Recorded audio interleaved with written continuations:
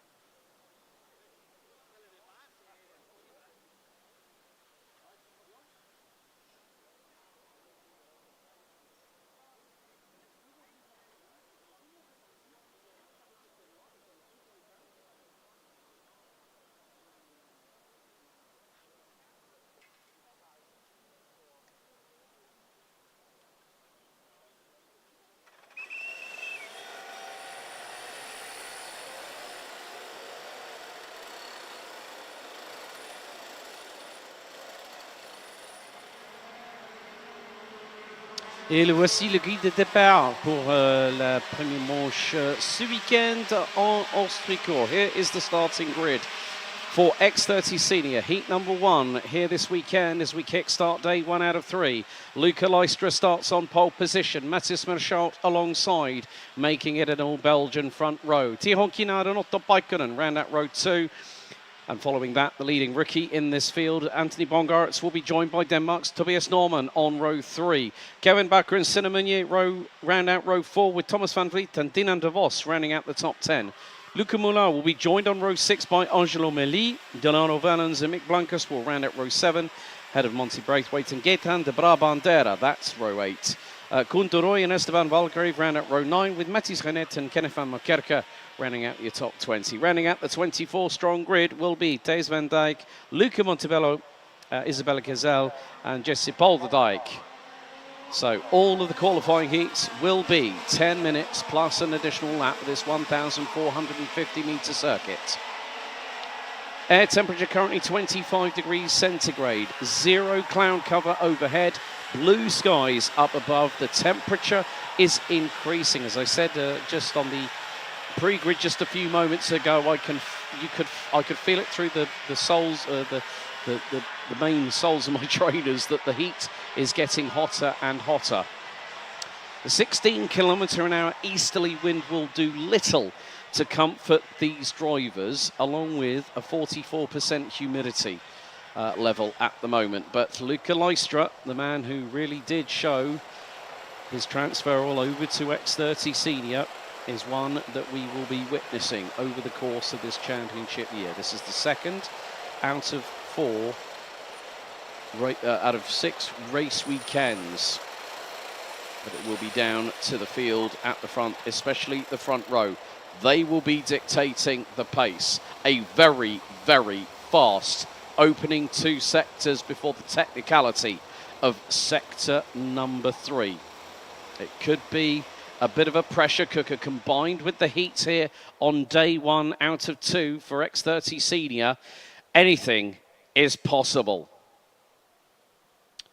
So the drivers will now head down the hill and through into the final corner. There is one driver, Angelo Meli, that's going to start from the dummy grid. And into the tram lines we go. Revs rise. And we are green. We're underway and racing. And a good start by Luca Leistra. Tihon Kinard gets through on Mathis Merschalt through turn 1 as they head into the fast right-hander here at 2. And it's going to be hard on the brakes. Leistra goes wide to the outside to cover off Tihon Kinard from VDK Racing. And a little bit of a contretemps towards the back end of the field, and one has pulled off to the side. That is, unfortunately, 299 Isabella Gazelle. I'm afraid the Dutch lady driver will not be taking any further participation, so yellow flags at turn 3. Meantime, Luca Leistra getting away. Now, this part of the circuit, you can see how aggressive they're launching it off that first curve. This can, and I've seen it previously in events when I've been here before, that drivers have really walloped those curves, and what it has done as a contretemps is thrown the chain off the sprocket. But after the opening lap, Leistra does lead, and his advantage over Tihon Kinard is 0.8 of a second. Mathis Merschalt right behind him in third. Tobias Norman gets past on Otto Paikkonen for P4 as Merschalt dives to the inside at turn 3. That is second position for the man from KCR Racing. So now says to Tihon Kinard, okay, come on, my friend, follow me. Let's go chasing after the race leader. And from previous form from Luca Leistra, I have seen it before, that if you give him the lead, he will pull away significantly. So Angelo Meli, unfortunately, has also ended up going out, so might have been the drive. Well, Angelo Meli was in the mid-pack, so that's not exactly where you want to start.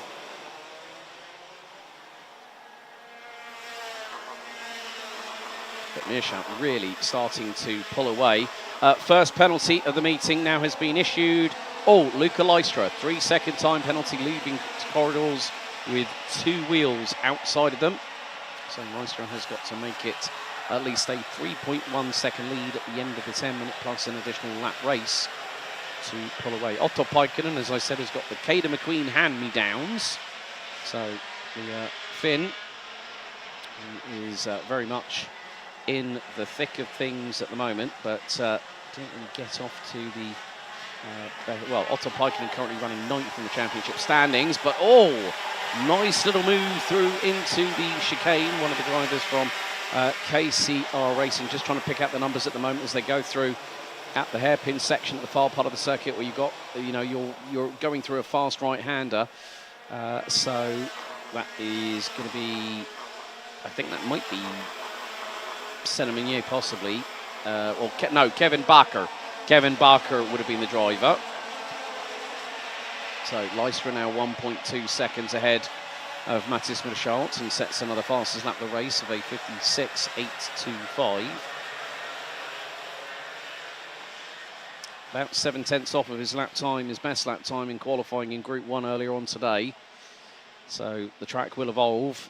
Ideal lap time would be a 56.677, which is where Leistra currently is about a 1/10 off that at the moment.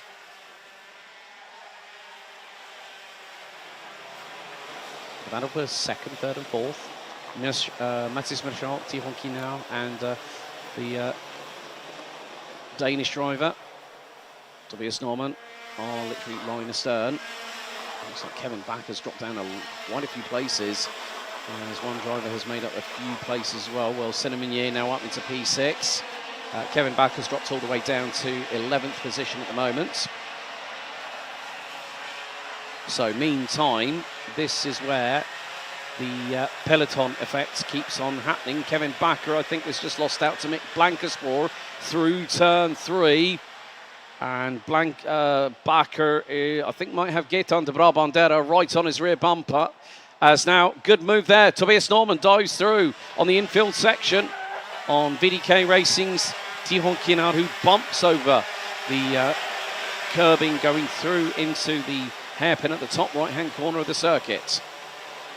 So some good racing in this early stage. Luca Montebello is languishing all the way down in 22nd position. Top 10 with 5 1/4 minutes to go. Leistra leads. His lead now is just under 1.4 seconds. Matthias Merschalt, Tobias Norman, Tihon Kinard, Thomas Van Vliet, Senna Minier, Anthony Bongas, Otto Paikkonen, Dina De Vos, and Luca Moulin round out what is currently your top 10. Kevin Backer is about 1.7 seconds behind that, and Kevin Backer has struggled ever since, having got initially up to around about 5th or 6th position, and the Dutch driver has now fallen a little bit by the wayside. Tobias Norman, along with Casper, moved over to KCR Racing for this year, and have really become integrated within the unit there.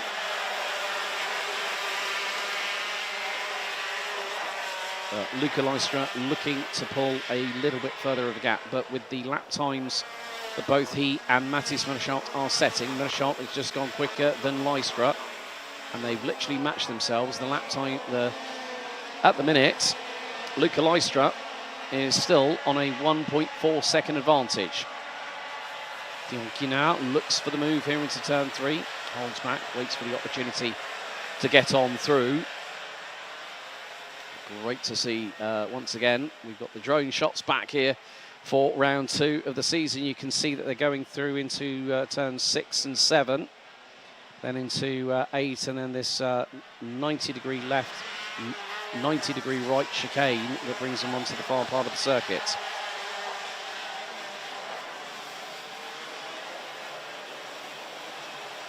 So there is still a lot to be decided in this race, and also the races that follow.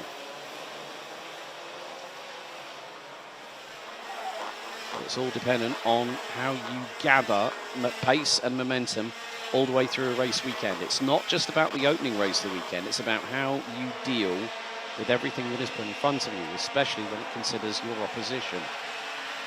So Leistra, at this moment in time, with a 3-second time penalty, would be demoted from winning on the road to taking 4th spot. Not a bad way to start the weekend, but would more than likely, well, would definitely rather prefer the opportunity of being on the road winner and not having to cop a 3-second corridor penalty post-race. Luca Moulin now up from 11th into 9th place. Has just set the fastest lap of the race itself, 56.424. And you can see how aggressive these drivers are being over the curves, especially through the latter section. And well, Mathis Marchand is starting to slightly chip in to the advantage. Looks like we've had further dramas for Luca Montebello and Nick Blancaspor, I'm afraid. They have both parked it on lap, well, in the conclusion of lap number 7.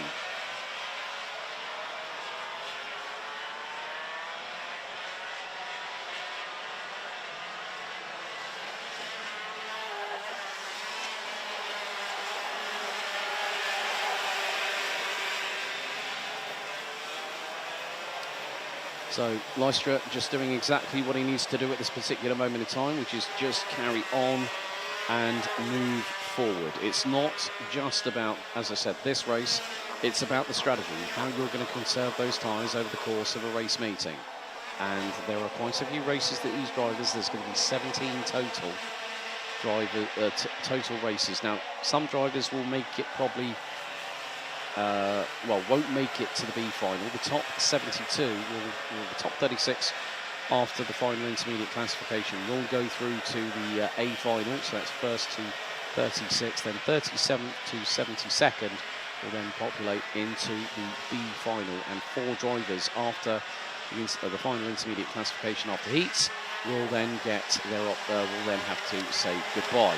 Otto Paikkonen makes a nice move there on Antti Bongaerts. So a move there for the Finn.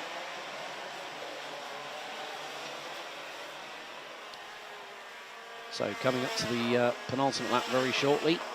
Race weekend action under the governance and through proceedings of race director Dave Ritson and his team. As it is, oh well, it's getting a bit bumpy here through into turn number 3. Looks like we've got Tianki now, Thomas Van Vliet, Senna Meunier, Otto Paikkonen, and then Anthony Bongaerts and Luca Moulin go wheel to wheel into turn 4. I think Moulin might have been the one that tried to go around the outside. Into 5, a little bit of an undulating bump there that can unsettle the kart, and you can catch your front fairing onto that curbing and rip it asunder, and means that your ankles and your feet are quite literally exposed to the elements. So timer has expired. The lead gap now 1.4 seconds. Tobias Norman now closing in on KCR Racing teammate Mathis Marchand. But Luca Lystra is going to lead us on the road onto the final lap. The way things stand, he could be 5th by the time the penalty has been applied. So last lap underway. Dans le dernier tour ici, la première manche de X30 Senior. Et peut-être un petit bagarre entre 2e et 3e place en ce moment entre Mathis Marchand et Tobias Norman. So these drivers line astern. They don't really want to risk it at this particular moment in time. Even with these hot weather conditions, you've got to be hydrated. Norman just goes up the inside. That was neatly done there. Marchand did not fight it, because you've not only got to think about your teammates, because you don't want to have that cardinal sin exercise of taking out your teammate in motorsport, but you want to have mechanical sympathy. You want to give your mechanic as little work to do as possible, which means not a big old repair job. Luca Lystra is going to bring it across the line to take the overall victory on the road, but he's got a 3-second time penalty. Tobias Norman will cross the line and take the checkered, and will finish 1.150 seconds behind. Mathis Marchand will be promoted to 2nd. Luca Lystra, Tobias Norman and Mathis Marchand did enough, so Lystra now demoted down to P3 as a result of the 3-second time penalty. So that'll give him 3 points, 0 for a win, 2 for 2nd, 3 for 3rd. Thierry Quinard ahead of Thomas Van Vliet in the battle for 4th place, with Senna Meunier rounding up the top 6. Otto Paikkonen ahead of Anthony Bongaerts, making the move a couple of laps from the end. Luca Moulin, Dinan De Vos, Kevin Barker, Monty Braithwaite, Gaetan de Brabandera, Delano Vellens, Mathis Renet. They round out your top 15 positions. Koen de Roy, Esteban Holgrave, Days Van Dijk, Kenneth Van Markevka and Jesse Potterdijk round out the 20 finishers. Unfortunately, lap 7 saw an end to the race for Mick Blancaspoor and Luca Montebello, with Isabella Gazelle out on turn 3 and Angel Milly ending up parking it a few moments later. But Tobias Norman takes the opening win here in Ostricourt in X30 Senior, leading a KCR Racing 1-2 across the finish line.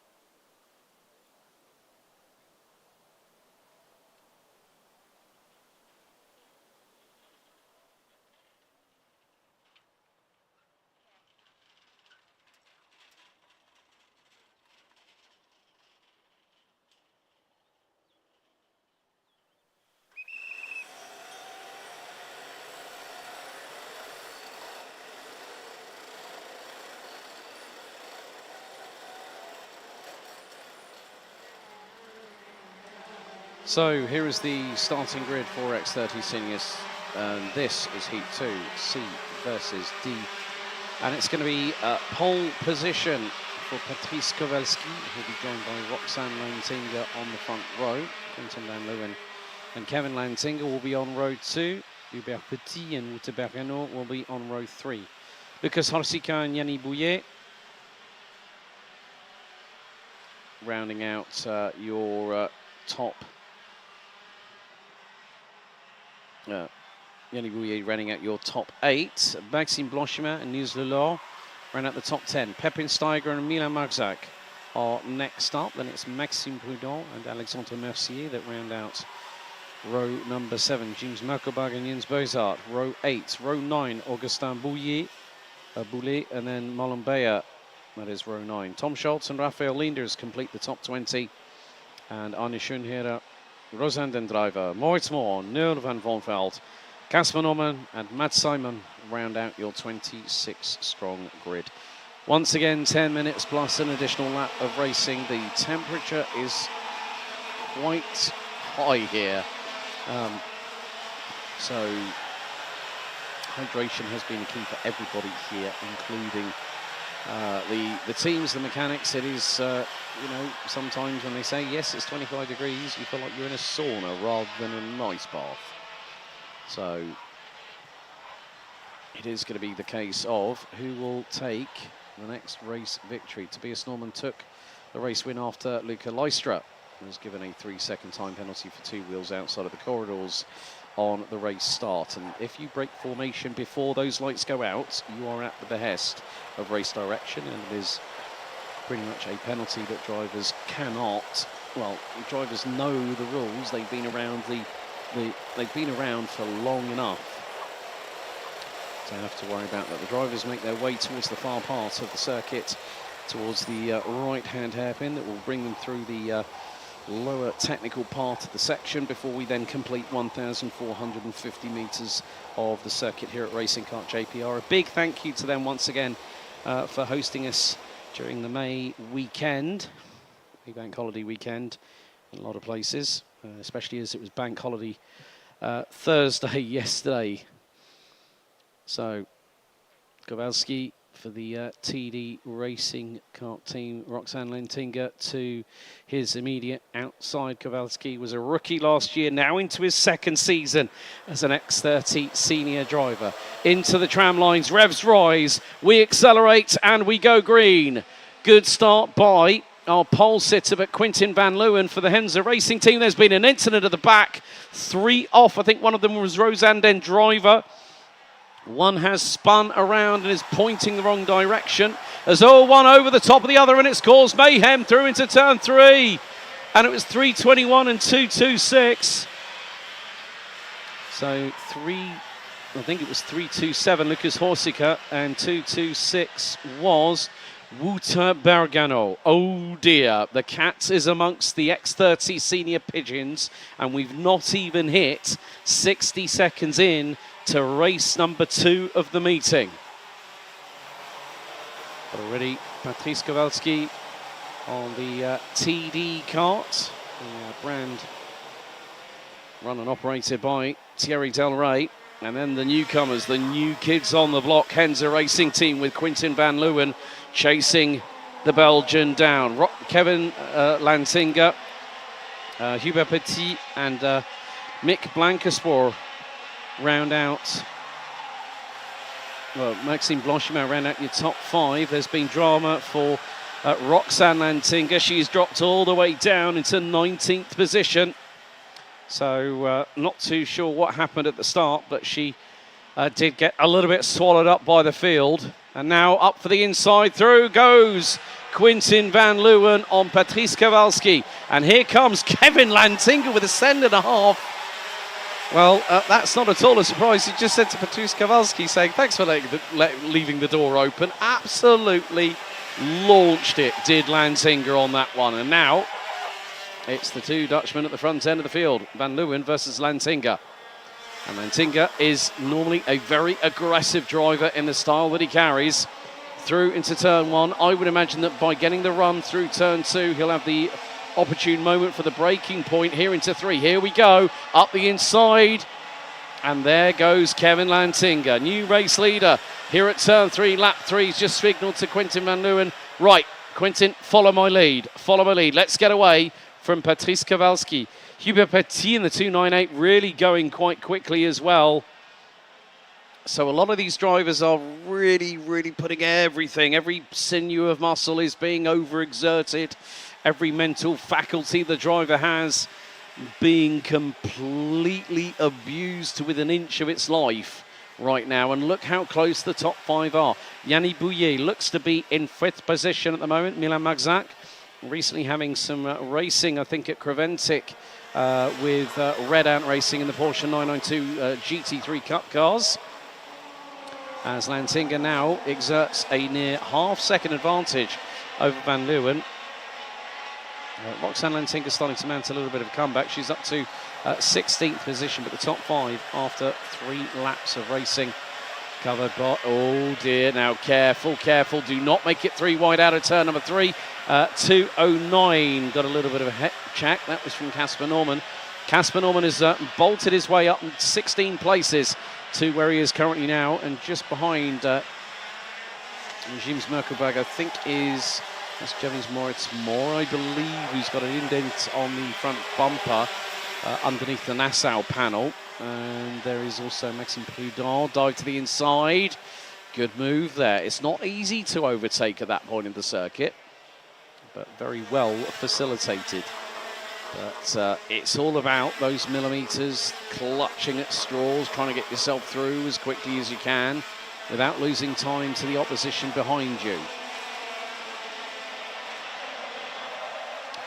But to the inside, that was Patrice Kowalski, who's going to lose out. Hubert Petit round the outside, well, round the inside, which became the outside for turn 4. Petit on Kowalski gets through, and there is Yanni Bouillet waiting to pick up the pieces as they come out of turn number 6 into the right-hander here at 7. That brings us on to the 8-9 chicane. And over to turn number 10 at the far part of the circuit. So you've got this sweeping right, you've got to be hard on the brakes, turn the kart in, rotate it, and then it's down the roller coaster part of this circuit. So through into 11. Fast 90 right here at 12, another 90 right, 90 left, then a 90 right, which sweeps with a camber. So 14 turns and all. Time penalty, it's a black and white warning flag going out to Quentin Van Leeuwen, I would imagine, for driving standards. So that has been picked up by race control as a direct correlation. 25 degrees is now the air ambient temperature here at Ostricourt. But Kevin Lantinga really starting to pull out the gap, 1.3 seconds and climbing over Quentin Van Leeuwen. I would imagine that Hubert Petit is not going to be that far away on the, looks to be the colours of the FA chassis. FA, the initials of one Fernando Alonso. Has dived to the inside. There is a change, and that was for that was Patrice Kowalski getting back through on Yanni Bouillet. So Bouillet drops back down to 5th position, but is going to start charging after the 2:44. 1.7 seconds, 5-second time penalty now being thrown to Rosanne Den driver. That could be for the turn 1 lap 1 incident earlier on. Still awaiting for clarification from race control on that. However, this battle here, four in the peloton, the quartet led by Quentin Van Leeuwen from the Henze Racing Team, a new kid on the block, a new entity into karting, based out of Begeland in the Netherlands, just off of Rotterdam. Had the opportunity to go to their facility a little while back, and really, really good to see that new marks, new brands are coming in to the karting space and being a little bit more eclectic. Mix is all robust there on Petit by Kowalski, who gets through, and Bouillet jumps at the opportunity to follow Kowalski through and does so at turn number 13. But Lantinga is just pulling away like there's no tomorrow. At the minute, he has got nearly a 2-second advantage over Quentin Van Leeuwen. Patrice Kowalski now has got Yanni Bouillet right on his rear. So Bouillet trying to do what he can to close on in. As, oh, drama's there, 2.95, Niels de Law, I'm afraid. That was at turn 3.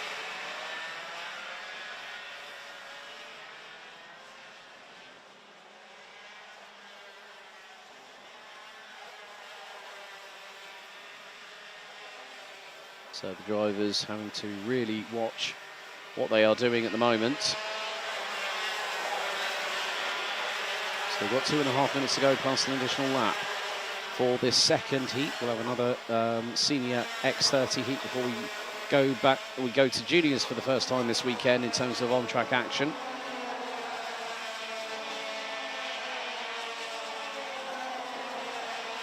Kevin Lantinga still has a 1.98 second lead over Quentin van Leeuwen. Patrice Kowalski, Yannick Bouillet, Hubert Petit, Maxime Blanchemin, Milan Marzac, Moritz Moore now up to 8th place is the German in the 275, and he's leading Casper Norman, the other man who's made up a significant amount of places, 16 places from 25th, 25th on the grid. Now 9th, there's all that was only a matter of time when it was going to happen, not if. But Patrice Kowalski makes it through on Quentin van Leeuwen. Now comes the pressure from Yannick Bouillet. And there is Hubert Petit waiting to pick up the pieces. So Hubert Petit, the French driver in the 298. That looks to be I thought it was Fernando Alonso colours. I was very much mistaken. Looks to be more like the front fairing that you would, the front Nassau panel, these aerodynamic ones we're now seeing coming into this, and it is an LN chassis.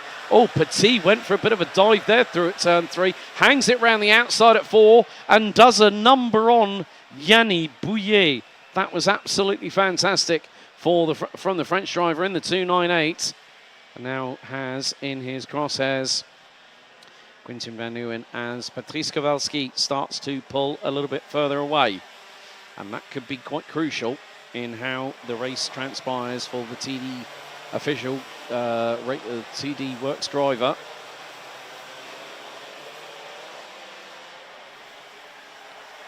There's still quite a lot of this race, still quite a lot of racing for these drivers to contend with. So, 2 laps to go. Lantinga's got nearly a 2.4 second advantage. Kowalski P2, Van Leeuwen, Petit, Bouillet, Blanchemin, Marzac, Moore, Lantinga. Roxane Lantinga has climbed her way back past Casper Norman, who started at the back row of the grid. Now she's moved up to 9th place. Fastest lap of the race so far. Wouter Bergano, the 226 from Belgium. The Kart Republic chassis now has made his way up. Well, he's dropped down to 13th because Ostricourt and Switzerland's Marlon Bayer rounds out the top 15 at the moment. Jens Berzot and Alexandre Nossier retiring on lap 1 and lap 8 respectively. Tom Schatz is the last of the classified runners as the timer has expired. This time round we'll go on to our final lap as looking over his right shoulder does Kevin Lantinga. His lead now 1.965 seconds ahead of Patrice Kowalski. Oh, a little bit of an exchange going through turn 1. That was a little bit further back behind Yannick Bouillet, who still rounds out the top 5 going on to the last lap. So 3.70 Rosanne, then driver, 5-second time penalty applied post-race for contact with another driver, so causing a collision. Final lap now, the drivers on the final lap making their way through. There's Jens Berzot's kart, unfortunately stricken on the outside of turn number 3. But a good start to the weekend for the Netherlands. Kevin Lantinga on the Crop Promotion chassis. He's going to make his way through the final corner. The 3.32 gets his first win of the weekend by a comfortable margin. The winning margin after 12 laps, just over a second from Patrice Kowalski and Quentin van Leeuwen. So Belgium, the Netherlands. Netherlands, Belgium, Netherlands round out your top 3. Good work by Hubert Petit in the 298 ahead of Yannick Bouillet. Maxime Blanchemin, Milan Marzac, Moritz Moore, Roxane Lantinga and Casper Norman. Your top 10. Moritz Moore and Casper Norman making up 15 places apiece in that race. Great work there after difficult qualifying sessions for the pair. James Merkelbach, Maxime Prudhomme, Wouter Bergano, Lucas Ostricourt and Marlon Bayer from Switzerland round out your top 15. Pepin Steiger, Raphael Linders, Augustin Boulet, Niels Delors, Arne Schoenherder, ran out your top 20. Noel van Vonveld, Tom Scholz, Rosanne Den Driver, and Matt Simon round out the 24 classified drivers. Jens Berzer out lapped 8, turn 3, and Alexandre Mercier didn't even make it through sector number 2 on the opening lap. So 1 to Tobias Norman, 1 to Kevin Lantinga. Could we have 3 different winners from 3 different races? We'll find out very shortly in Heat 3.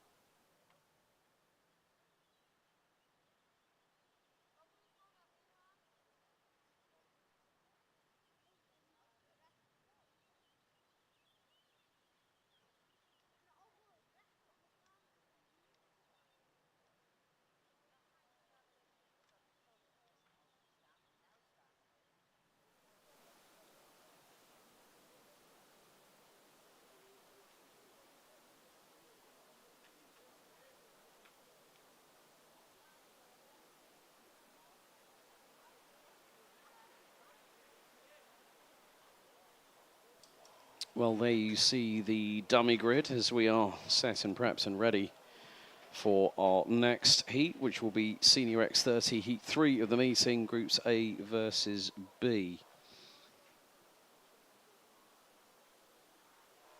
And a big thank you to everybody watching along on the Iame Series Benelux YouTube channel. Don't forget to like, share and subscribe if you get the opportunity, which means it will keep you updated. We've got 2 days further racing action after today. We'll hopefully grab some interviews with some of the drivers a little bit later on today, but the main focus is the drivers that we actually have on the screens at the moment. We're going to be running till about 6:15 local time this evening here in France.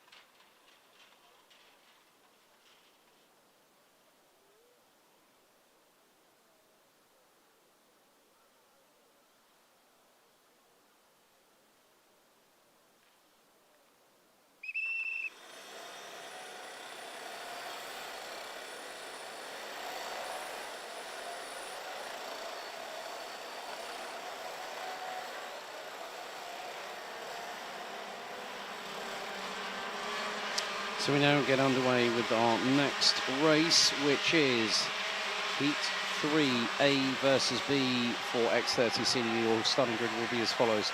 Matthias van der Kerkhoff starts on pole position, the fastest of all drivers in time qualifying this morning.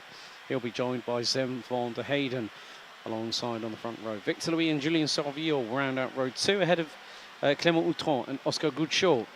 Clément Massot and François Delati with Alexis Constant and Roberto Baz round out your top 10. Charlie Gloom and Fares Jalil round out row 6 ahead of Marcus Gloom and Mirko Wolters. Zachary Gernon and Joey Brown round out row 8 with Kaz Orthaus, Jules Van Hul, Dennis Bowman and Keanu Vellens rounding out your top 20.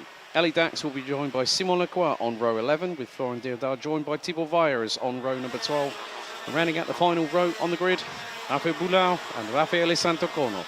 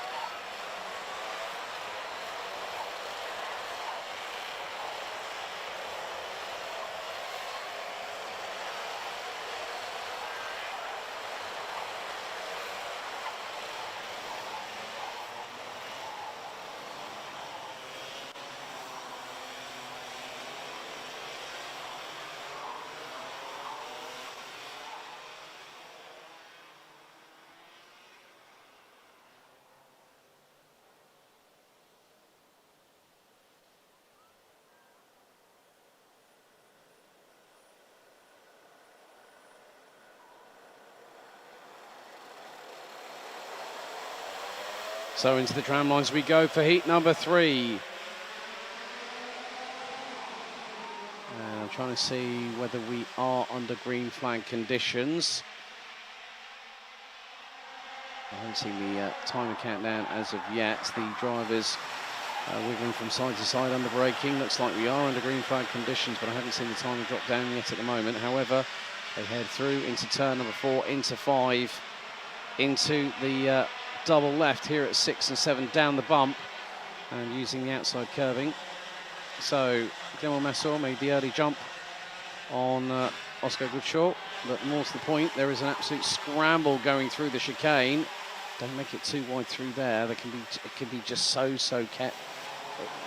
There can be a little bit of careless over exuberance sometimes, as Matthias van der Kerkhoff now finds himself down in 3rd position. I would imagine that's probably more than likely going to be Victor Louis that is going to be leading the way. Yes, that is a glance at the 216's number that I've just seen.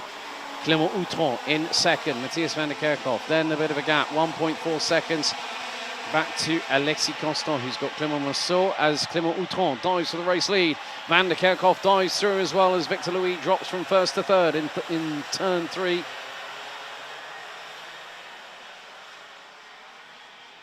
And they go into the double left. It's very, you've got to be very committed here, very accurate on your entry and exit.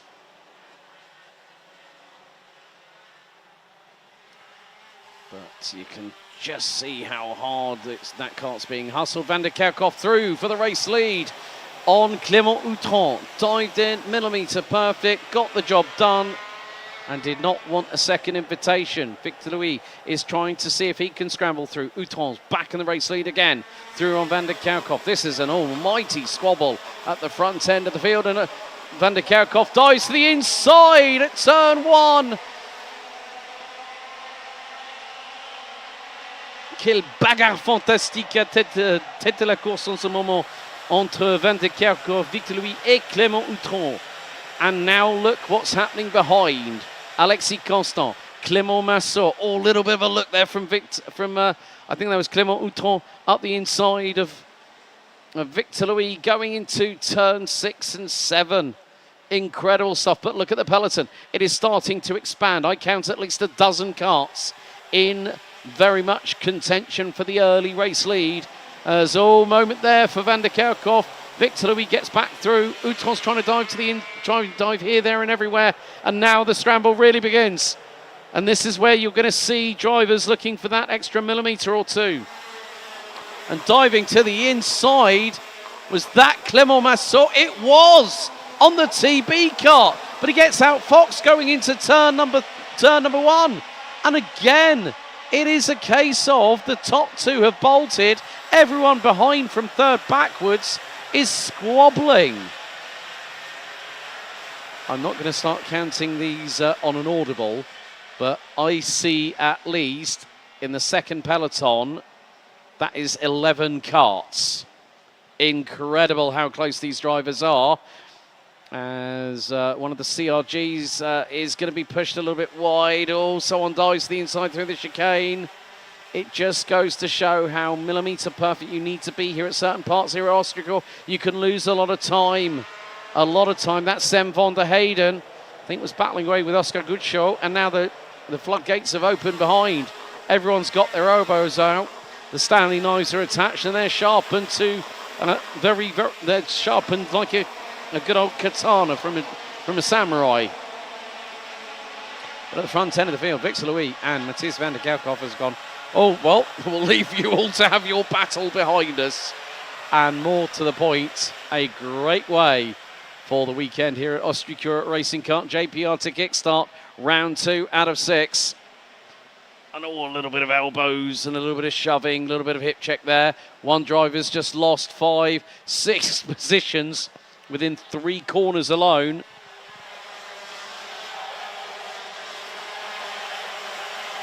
And that would have been Roberto Buzz in the number 285, who's running 10th. So might be down towards the bottom part of the top 15, or maybe even to the bottom part of the top 20. So this just goes to show how quickly things can change on a sixpence as they hurtle at Herculean speeds across the start-finish line here at Ostricourt. So Victor Louis leads. Black and white warning flag going to 340, I believe. Thibaut Weijers, as Matthias van der Kerkhoff has got through on Victor Louis. So change for the race lead. Sam van der Heyden, who has also been competing in the Deutsche Kartmeisterschaft with the Haupt Racing team that are trying to build a pathway through to DTM, the Deutsche Tourenwagenmasters, the top tier series underneath the governance of the ADAC in Germany. I did speak to him in one of the guys from Eichmann's Grand Prix earlier on. They said, well, we're going to play it on the fly. We're going to see how he's doing in the championship, whether we stick with one championship or we go to another. So it's dependent on what happens there. 4 1/4 minutes remaining, plus an additional lap, and Matthias van der Kerkhoff. What's his lead over Victor Louis? 0.2 of a second. Clément Uton. Sam van der Heyden lighting up the timesheets purple in sectors 1 and 3. Just puts in a 56.5. Victor Louis again looking for the opportunity. But here goes Alexis Constant up the inside, through at turn 3, neat as you like, on Clément Uton, who now has Clément Massot, one of the TV kart drivers. There's Eddie Goldstein back with us again, not as a driver this time, but he is back in a team manager style capacity. And a nice little chat with him earlier on as well. Good to see a lot of familiar faces, smiling faces as well. Glad to be back here in France. But Matthias van der Kerkhoff prend l'avantage en ce moment entre lui et Victor Louis en deuxième. À propos 1,2 secondes entre les deux. À tête de la course après 6 tours ici en Ostricourt. So after 6 laps, gap is only 2 tenths. But here, now Clément Massot has got a Nassau panel that is not where it should be placed. Looks like the bottom arms or the bottom nut and bolt have come adrift, but now he's managed to get that back into position. That causes you a lot of aerodynamic problems if that... And look, he's turning it left and the Nassau panel is wanting to go right. So I haven't seen whether he's had a mechanical black flag for that one. That possibly could be something that race... Well, I mean, it's still attached. At least it's not upwards and directly compromising his field of vision.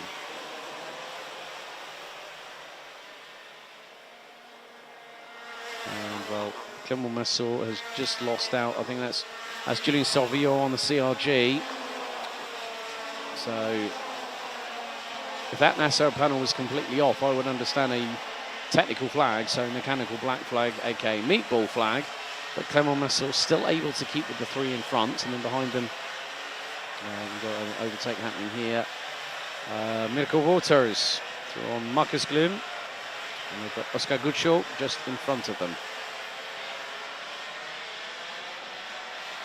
Minutes and 50 plus an additional lap still to go in this final Senior X30 heat. For the meantime, we still have more racing still to come.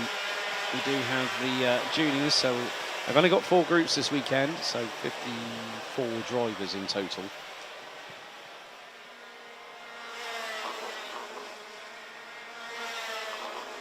But Van der Kerkhoff has the lead of just over 0.33 of the second. Ahead of Victor Louis, Alexis Constant en 3e, Clément Houton 4e, 5e, Sam van der Heyden, 6e, Julien Sorvillot. Dans les places 7, 8, 9 et 10, c'est Clément Massot, Ostricourt, Mirko Wouters et pilote numéro 210, Marcus Glum. But another attack from Alexis Constant. Une belle bagarre entre les deux pilotes. Houton contre Constant en ce moment après les chicanes.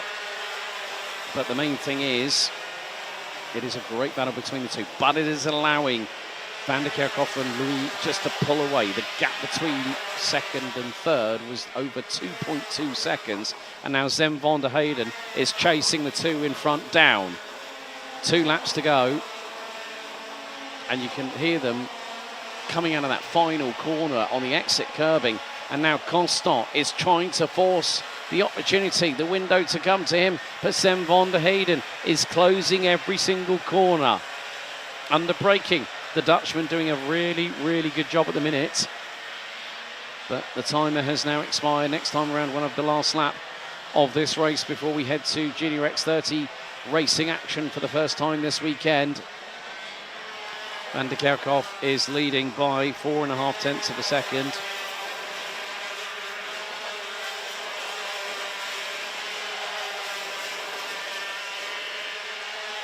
And now Van der Heyden is sizing up a move on Alexis Constant, the 222, who started on the inside of row number 5, 9th place, let's not forget. But mechanical black flag was being shown. Didn't see it on which number that was.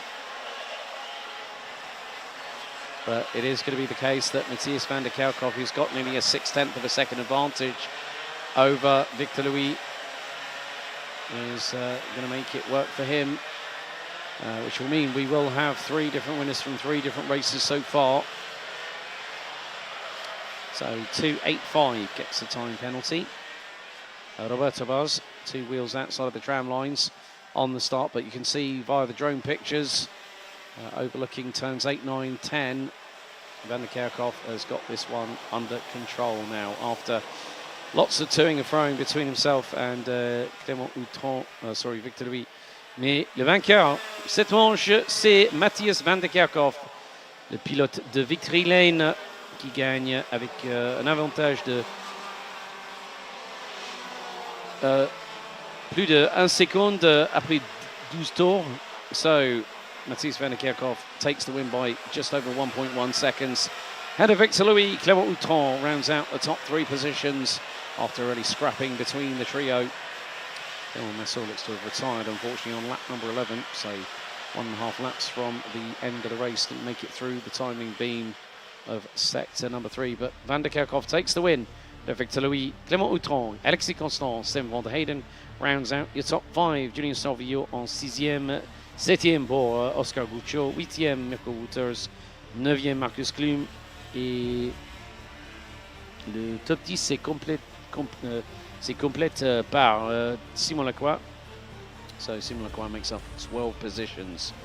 To finish 10th, head of Charlie Glum, Jules Van Hool, François Delati, Keanu Vellens, Joey Brown, Raffaele Santocono, Florent Dirda, Dennis Bowman, Raphael Boulard, Roberto Baz, who got a 3-second time penalty post-race Looks like Clement Massot was the one that got the mechanical black flag, so had to bullet in for the skew Nassau panel. Zachary Gernon, Kazothaus, Ellie Dax, Tibor Varias, and Faris Jalil ran out the classified finishers. Massot classified 2 laps down.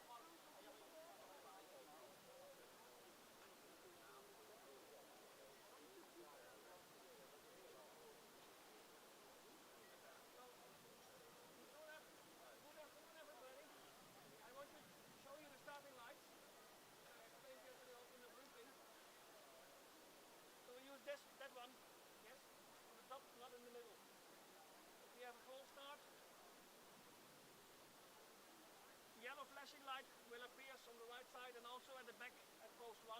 Then we do another formation lap. If the lights are out, we are racing. So 2 laps, 1 warm-up lap, zigzag as much as you want. Second lap is the formation lap. So you two slow down at post 6, yes, and the whole group combines together at post 7. Slowly goes to the yellow line. I will be standing there doing like this. I step away. If the starter is satisfied, he will switch off the light and then we are racing. Thank you, good luck everybody.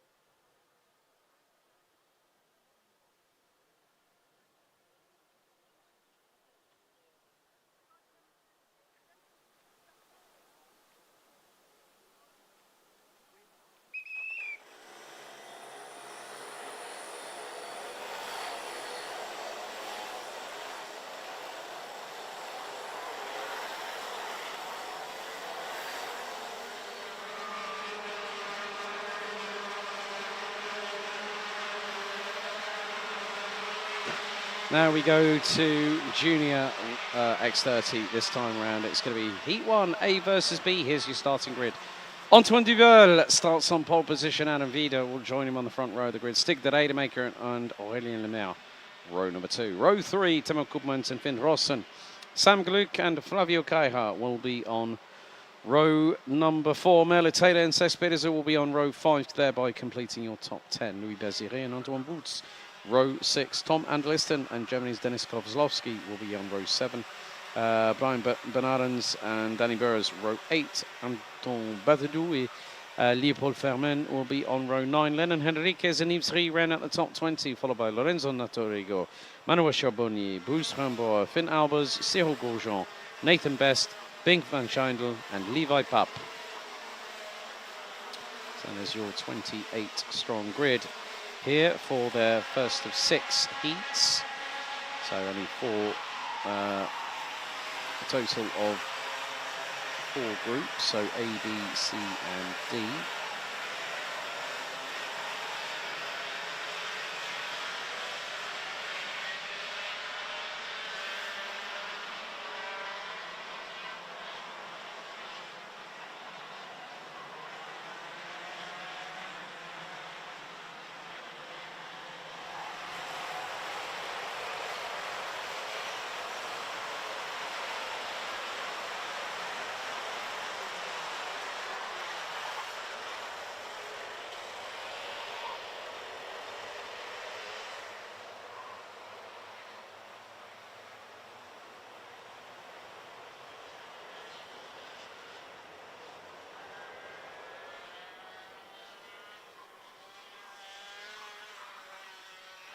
Et en ce moment, on est prêt pour faire le départ de cette course ici en Ostricourt pour la première épreuve pour les pilotes X30 Junior. Et les pilotes s'accélèrent. Et on est parti. It's go, go, go. Let's go racing here in X30 Junior for race 1 of the weekend. As Adam Vida gets hung out a little bit to dry into the opening exchange, but Antoine Duval leads the way. Oh, someone went off big time, exit stage left. Well, that driver was very, very lucky. That was the 163 of Manuel Charbonnier, who went completely off the circuit, exit stage left. I think might have to check the underside of that race suit afterwards, just to be on the safe side. But Duval leads the way early doors in this opening few moments of exchanging customary glances and also showing the noses up the inside of opposition. So this is going to be very, very crucial. Oh, and a dive there. That was from possibly Temo Koopmans for second position. Now they come out of the final corner. Looks like Stig de Rademaker is in P2 at the moment, 116, and is only 0.245 behind Antoine Duval, the son of WRC rally winner Francois. As there is going to be a change here. Temo Koopmans gets hung out to dry, not just by one, possibly another driver. Well, Adam Vida is back up into P3 on the Henze Racing chassis.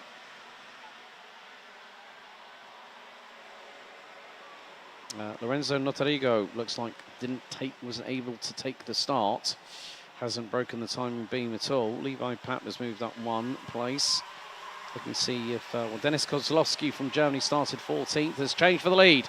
Stig de Rademaker through at the far part of the circuit on Antoine Duval, and here goes up the inside Adam Vida. They nearly clashed sidewalls, and Duval has the temerity and the temperament to hold his line and keep it pinned. Black and white warning flag for the number 7 of Bink van Schijndel. Antoine Duval now back in front through turn 1. Sam Galuk, Temo Koopmans, Flavio Caira, and round the outside. That's Louis Bazire.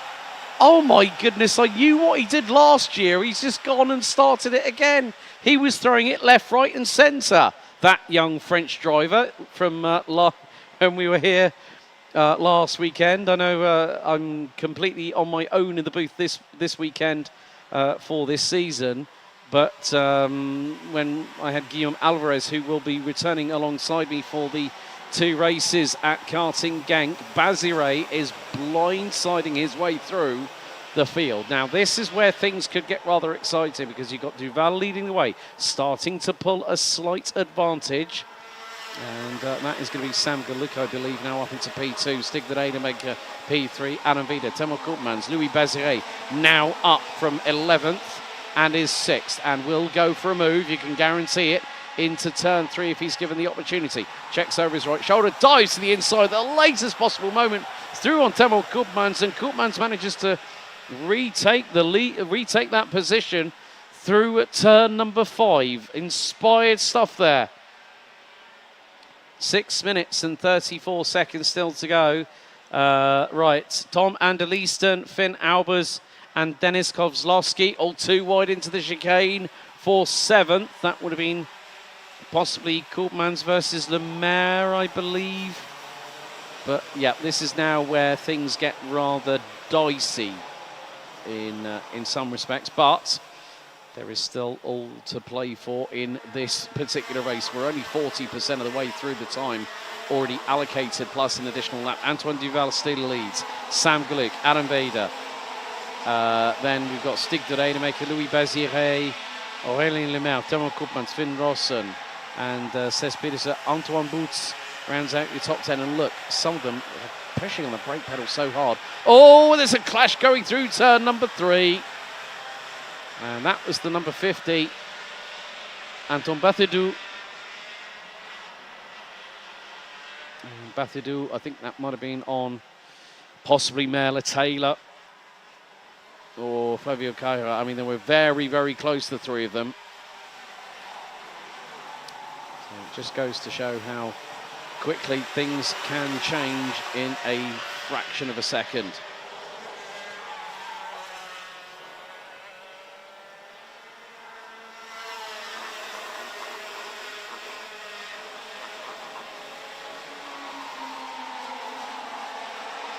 So I was just trying to catch the number of the driver that Anton Bathidou. Yeah, looks like it was Merle Taylor, as now Adam Vida dives to the inside at turn 3.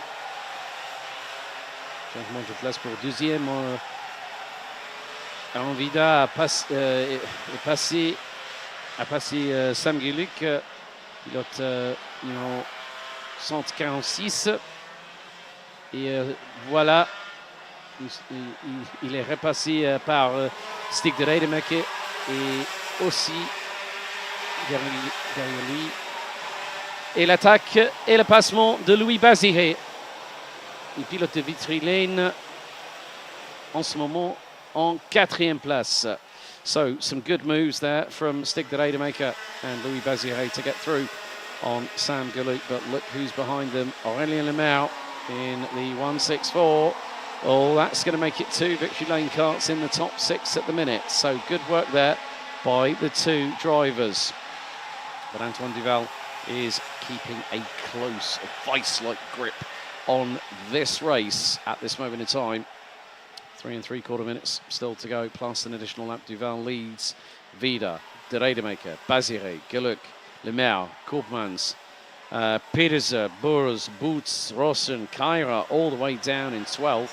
Ahead of Henriquez, Rie, Bast, Vermen, Taylor, Von Schendel now up 9 places to 18th.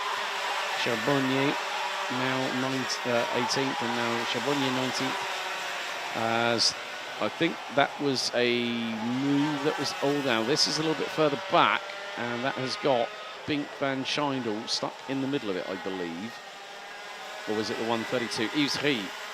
Yeah, so Yves Rie, and look at the shots, just giving a real understanding. 171 gets Brian Bernardins gets a 5-second penalty. That's probably more than likely going to be a 5-second time penalty for causing a collision. There's the 153, Nathan Best, and that was the 132, Yves Rie, up the inside at turn 4 into turn 5, got the move done.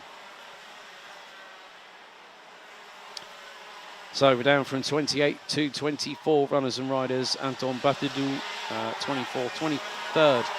Levi Pape, Cyril Grosjean, 22nd. Bruce Lambert, 21st.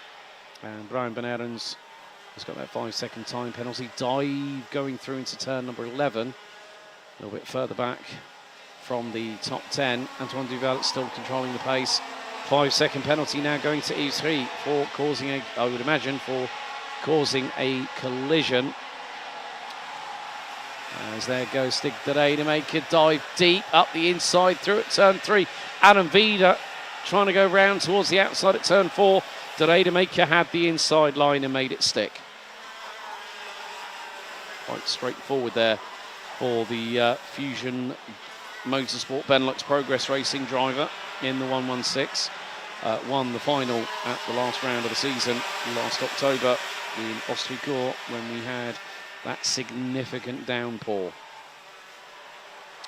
So a minute and a half to go. with just under a minute and a half to go, plus an additional lap here to conclude the first of what will be 6 Junior X30 heats here at Ostricourt.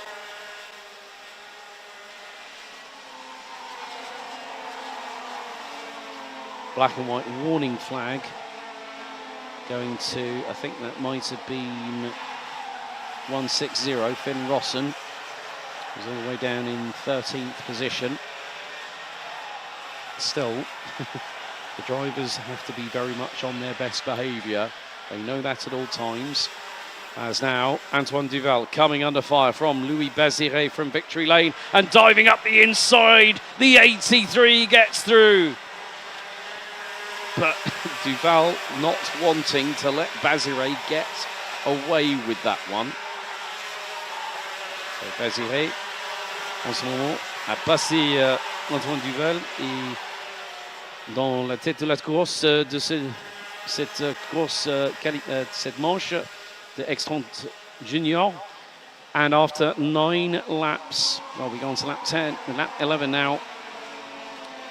The lead is 0.228 of a second between Louis Bazire, who started, let's not forget, 11th. Had a difficult qualifying session earlier on today and has made use of his knowledge. This is a home track for the Victory Lane driver. It saw him bring himself into the X30 Junior title fight at the first part of the season last year. Could be the case. This might do the same. Aaron Vida now through on Stig de Rademaker for P3. Timer has expired. We have one more lap to go. Vida now goes defensive into turn 10.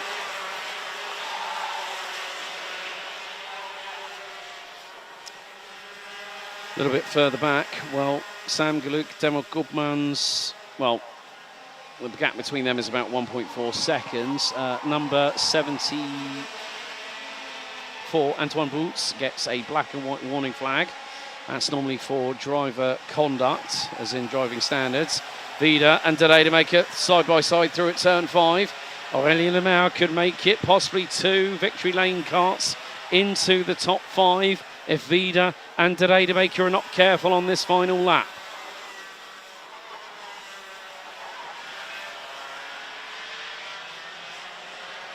Oh, in a moment there, a mistake from de Rademaker, and that allowed Lemaire to get through, and I also think that Sam Galuk did as well.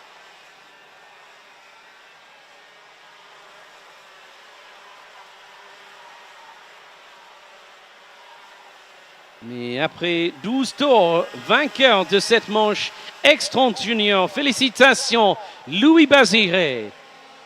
11e place à la départ et vainqueur à la finie. So well done to Louis Bazire, 11th to first, and takes the win ahead of Antoine Duval, who started from pole position, ends up a half a second behind at the checkered flag. Adam Vida, P3, Aurélien Lemaire, P4, Sam Galuk, Stig de Rademaker after that slight mistake, bunny hopping the curbs a little bit too aggressively, maybe carrying a bit too much speed through the back axle, put in 6th ahead of Demo Koopmans, Danny Burrows, Cesc Perez, Antoine Boots, Lennon Henriquez from 19th to 11th head of Flavio Caja, Merle Taylor, Finn Rossen, Nathan Best, Yves Rie, Leopold Furman, Bink van Schandel, Manoa Chabonnier, Bruce Rambert, Cyril Grosjean, Levi Papp, Anton Bathidou and Brian Benerens rounding out the 24 finishers. Lap 3, we lost Tom Anderliston and Finn Albers, along with Dennis Kozlowski and Lorenzo Notarigo, not even able to take the start.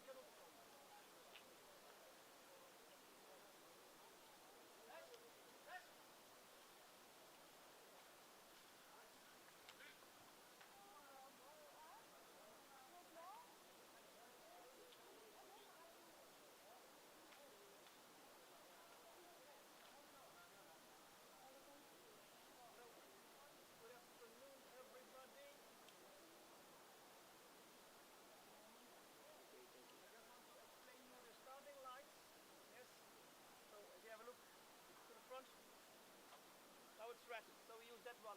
That's not the one in the middle. If we have an abort start, yellow lights are flashing, and if lights are out, then we are racing. So we have 2 laps, 1 warm-up lap, 6 taking as much as we want, and in the formation lap, the first 2 guys will slow down at pole 6, and at pole 7 it should be 1 group. And then we go over the red line, no overtaking after the red line. I will be standing at the yellow line, doing like this, so we 2 front guys. I step away, and if the starter is satisfied, we will switch the light out, then we are racing. If he's not satisfied, we will put on the yellow light, and then we have an extra formation lap, and then we slow down again at pole 6. Thank you very much.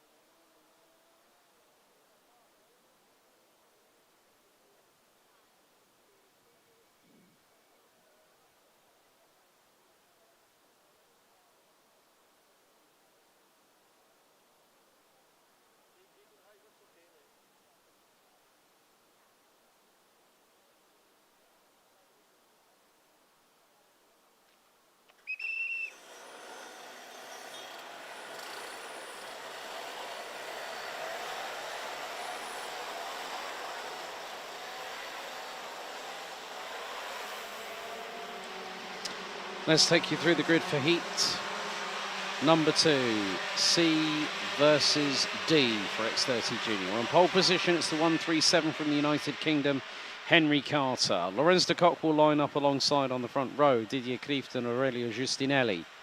Row 2. Vigo Muzanoa Crinier, row 3, Jamaro Hoft and Maurice Vercroys on row 4. Edouard Gauffoy and Mathis Mouche round out your top 10. Lucas Metz and Yannis van den Bosch. Row 6, Alexandre Point and Maxime Linders. Row 7.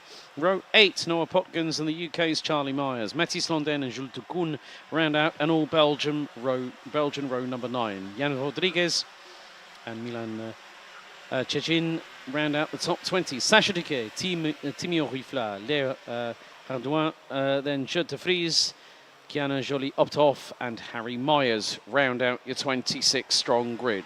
10 minutes plus an additional lap. Louis Bazire taking the first win as we go on to the official formation lap. So Croc promotion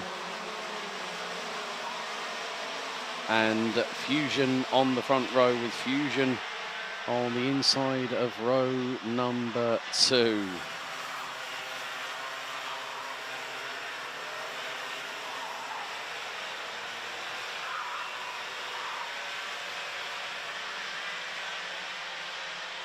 I think so far this has been the best qualifying so far this season for Henry Carter.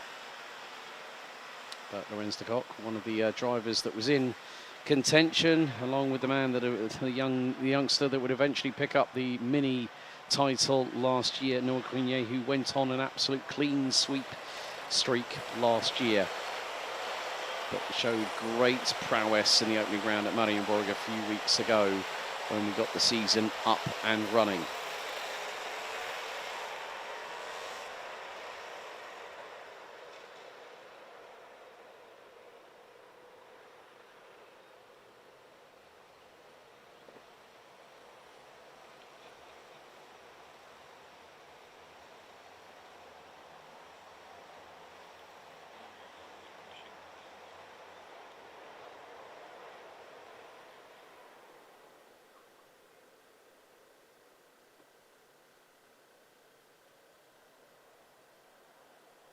It's going to be down to Carter and de Kock on the front row to control the pace.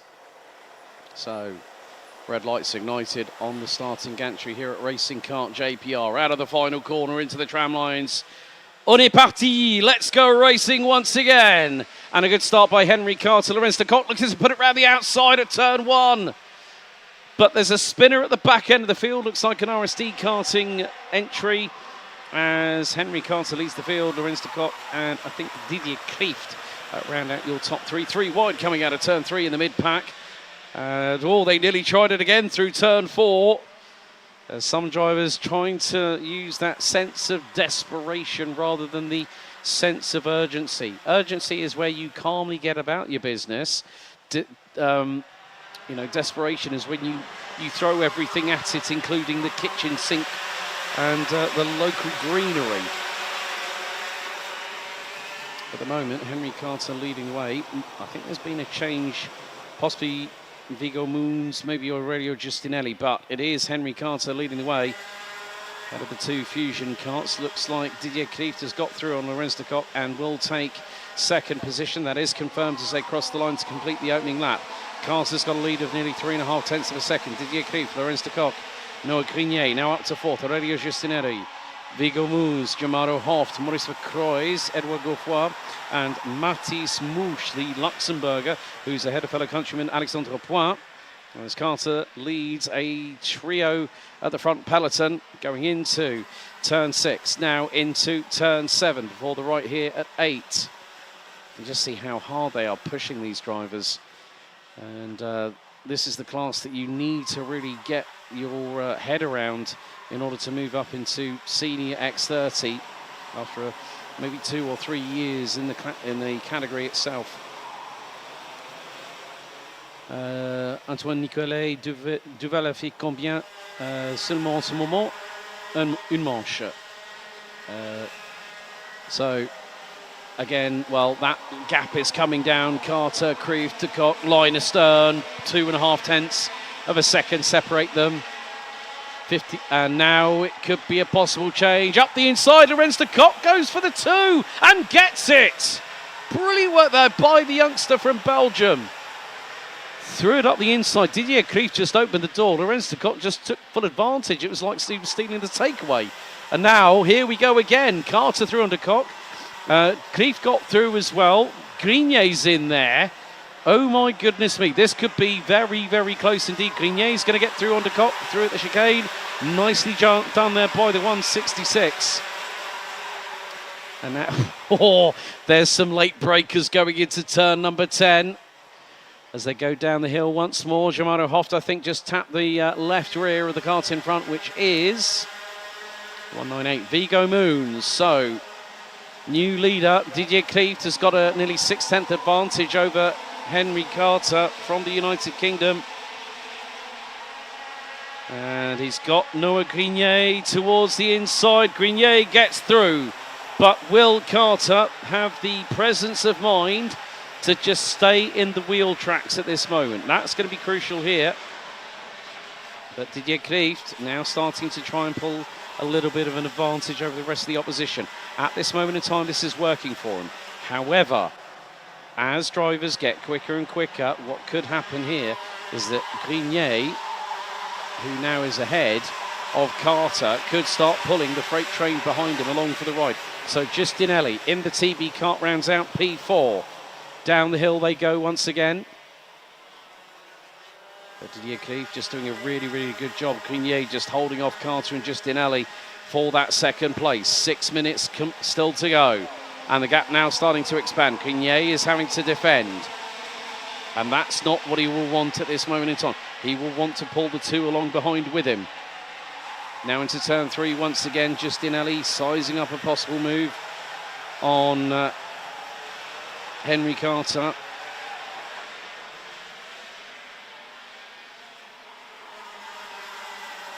But the amount of speed these drivers are carrying through the corners, absolutely stupendous to watch as we are about to hit half time. But whilst this quartet at the front end of the field are trying to pull away, they are not, because the quartet behind, led by Moons with Jamaro Hoft, the Surinamese Dutch driver, Edouard Gauffoy. Lorenz de Cock has dropped all the way down into 8th position. So the 101 from Fusion Motorsport Benelux Progress Racing needs to get a bit of a wriggle on. Half time through the race, and Grenier starting to close that gap. Timur Rifla up 10 places from 22nd, now runs P12, fastest lap so far, 57.992.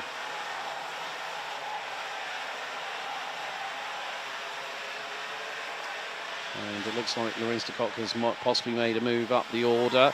Now the top four. They were 0.8 of a second apart. I'm going to say that's probably going to be more like 0.4 if you're lucky.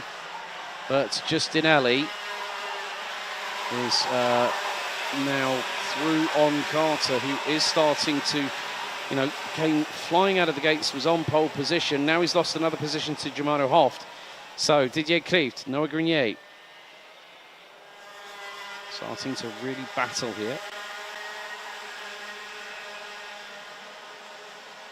And Didier Klieft, a quarter of a second up the road from Grenier.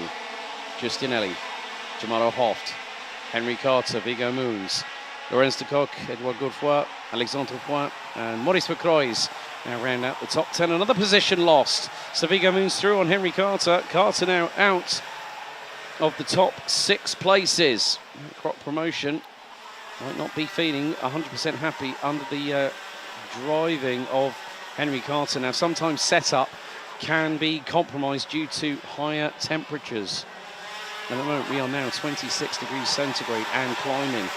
Grenier, in the meantime, is closing in on the driver out in front at the moment. So Didier Klieft has got to watch his rear bumper and just keep an eye over his left and right shoulders from time to time, just to make sure that Noah Grenier is not close enough for a possible attack. And now Klieft just starts pushing the envelope a little bit more. 0.3 is the gap.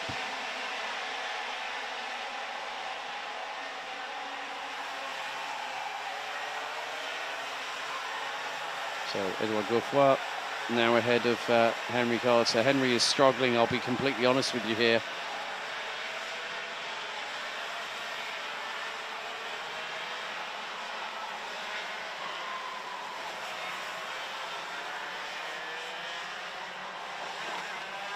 So 2.5 minutes to go, and they're still bound through that chicane quite significantly.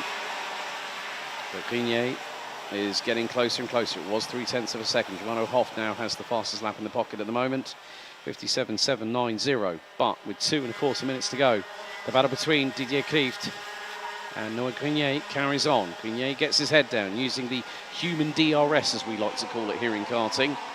Get the airflow as much as possible over the top of his race helmet and hunker down. Now into turn number 3. Grenier really close under braking. Was within a quarter of a kart length behind Didier Klieft, and Klieft knows he can feel it behind him. He can hear the engine noise, not just to his immediate right-hand side, but the engine behind him roaring in towards him.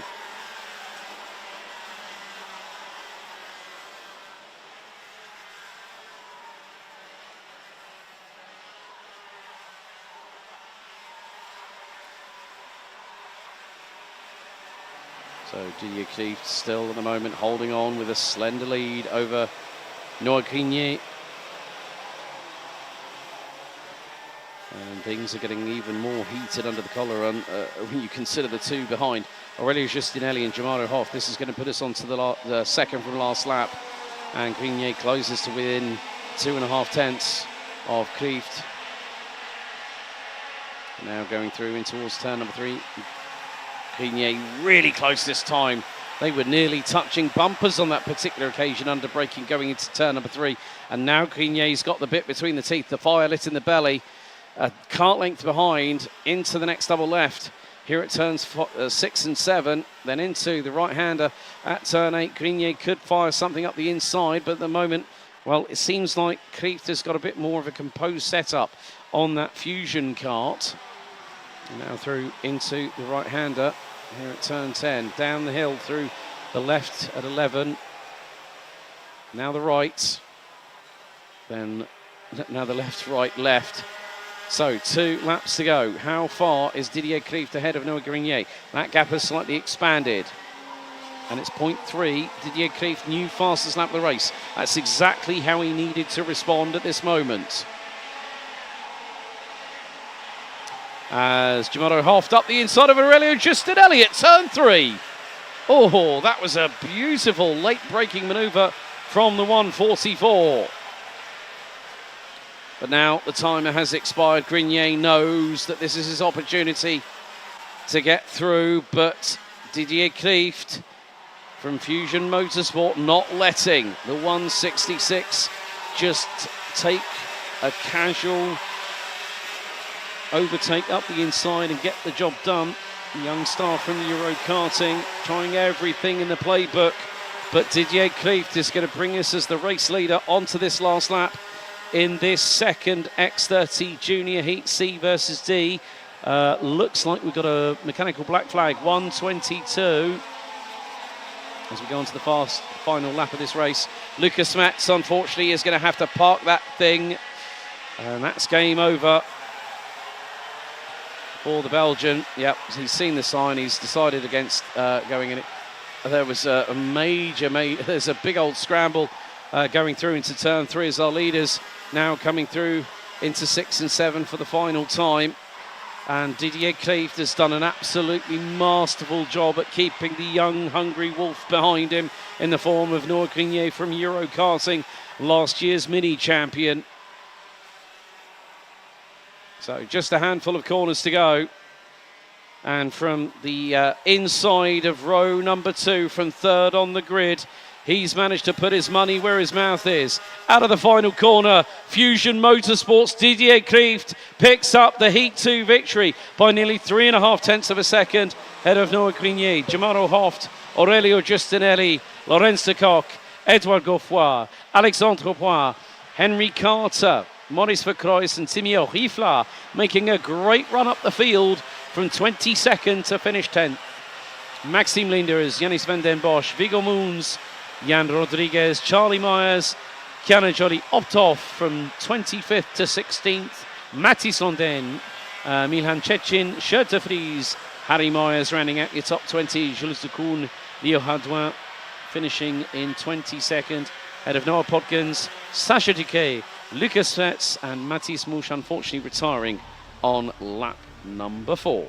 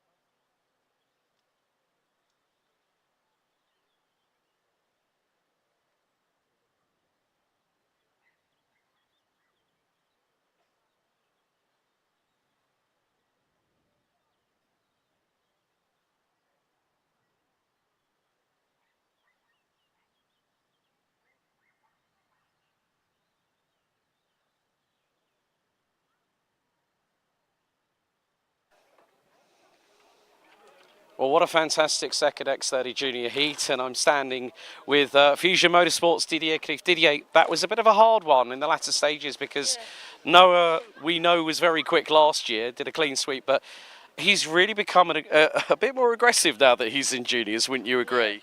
Yeah, he was.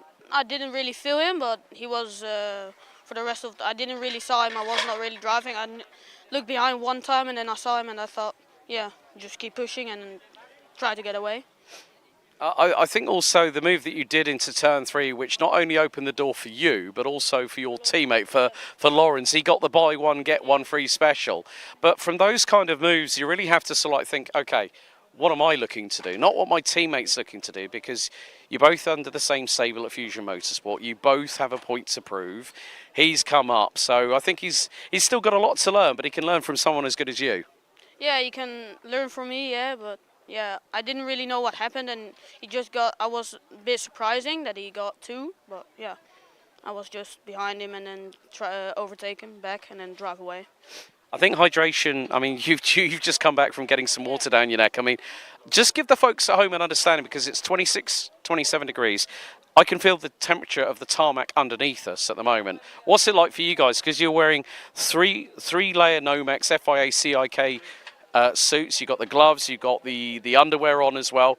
You're like you're in a sauna, aren't you, rather than in a cold plunge? Yeah, it's really hot in the car and you really need to yeah, I don't know, it's just really hard in the car, warm in the car, so yeah. Looking forward to the next set of races coming up a little bit later on. Yeah, I'd like to keep the momentum going and try to get P1 again. Well, Didier, well done. Feel success. Okay. So that's it from us here at the moment. We'll be back a little bit later on in just a few minutes' time when we get back underway with X30 Senior competition here at Ostricourt.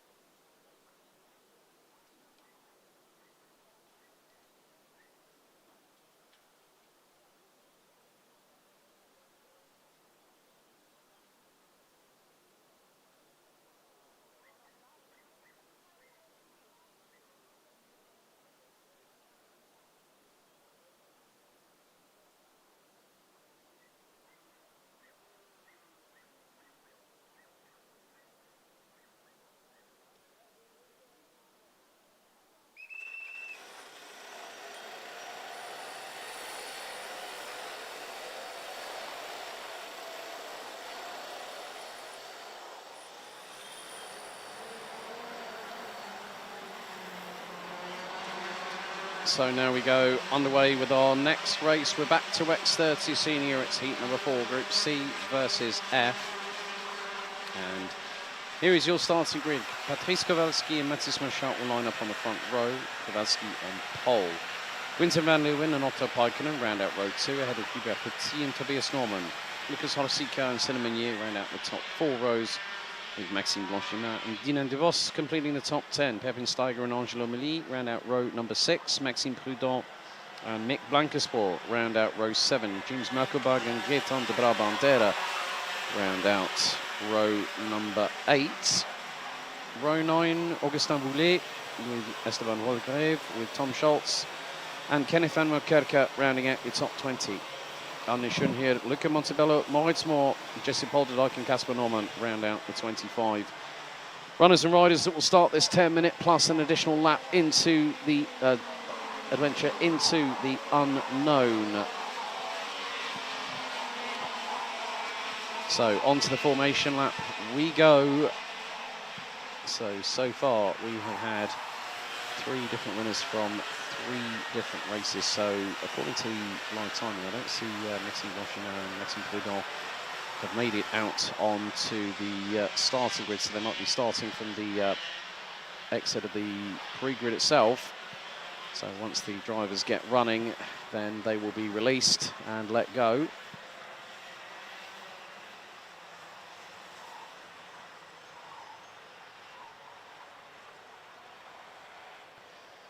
Matthias Marchand already has a second place finish to his name. So does Patrice Kowalski.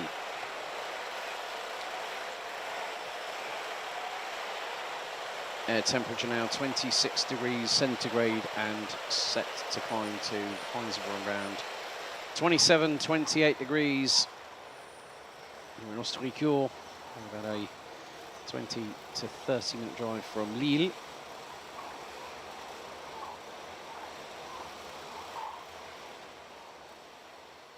So the red lights are ignited on the starting gantry as we are set and ready to go racing once again. So Kowalski and Marchand, front row of the grid. Second time this weekend that Matthias Marchand, who leads Group F, will start on the outside of the front row. So into the tram lines, revs rise, lights are on, lights are out, we're green, we're underway and racing. And a good start from the front row, but Matthias Marchand will be left a little bit high and dry. Quinten van Leeuwen dives up the inside through the opening corner. Hubert Petit already through, as well as Tobias Norman on Otto Paikkonen, as Maxime Goldschmidt and Maxime Prudhomme have not started. Oh, big incident at the back end of the field. And the 2.75 of VDK's Moritz Moore is at a standstill at turn 3. If that Kart does not get going, could be a possible full course slow procedure initialised as everyone diving to the inside through at turn number 8.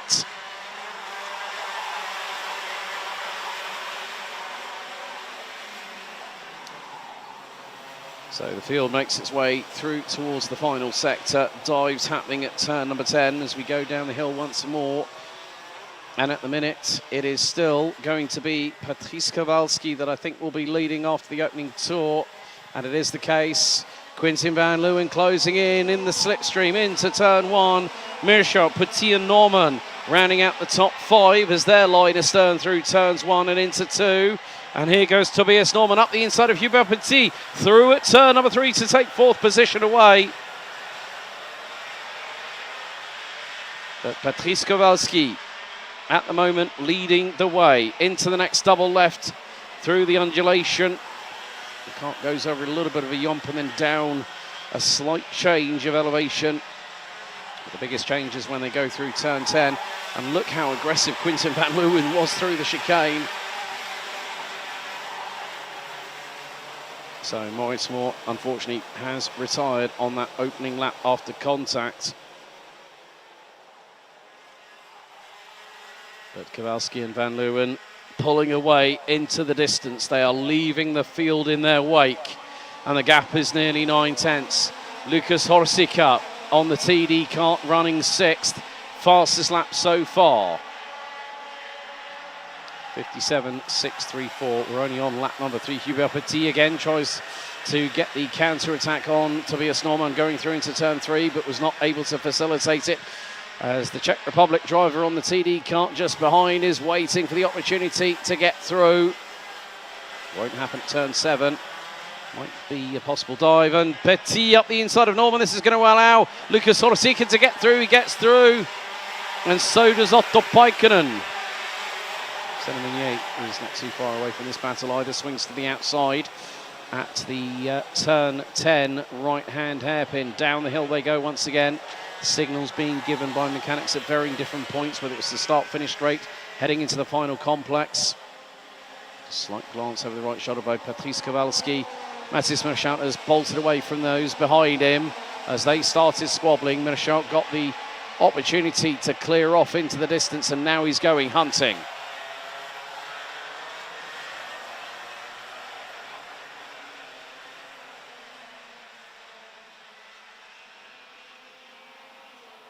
But Quinten van Leeuwen is keeping Patrice Kowalski guessing where he might go for the move as someone kicks up the dust coming out of turn 5.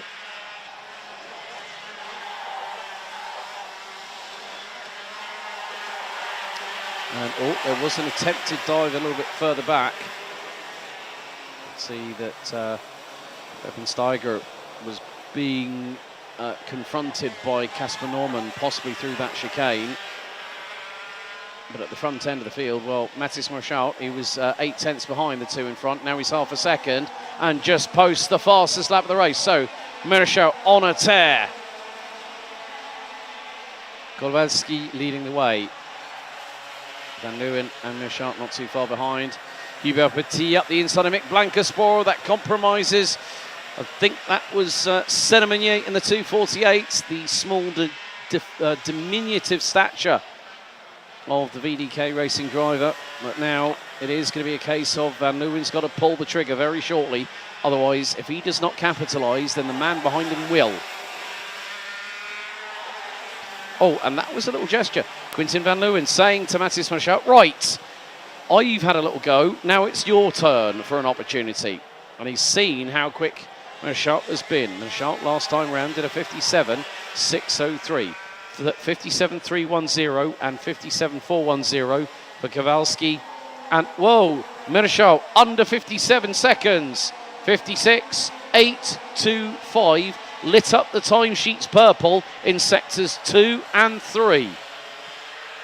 Meantime, Otto Paikkonen through on Lucas Horsica. Wheel to wheel of the pair coming out of turn 3. Horsica to the outside, Paikkonen to the inside, and the Finn holds the line.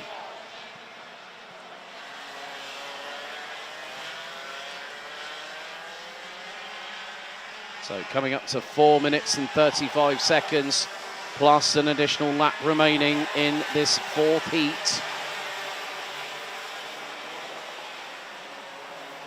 So looks like we've had another two retirees, Gaëtan de Brabandera and Esteban van Greve. They have fallen by the wayside. Casper Norman being hustled by Hubert Petit, and Casper Norman, I think, just sent it. 5 second time penalty, 2.53 Dinan de Vos. I would imagine that may be for causing a collision, waiting on confirmation and clarification. However, meantime for the lead! Mathis Marchal gets through on Patrice Kowalski. Van Leeuwen's strategy was spot on. He knew that the 2.50 from KCR Racing had the waft and the momentum in his favour.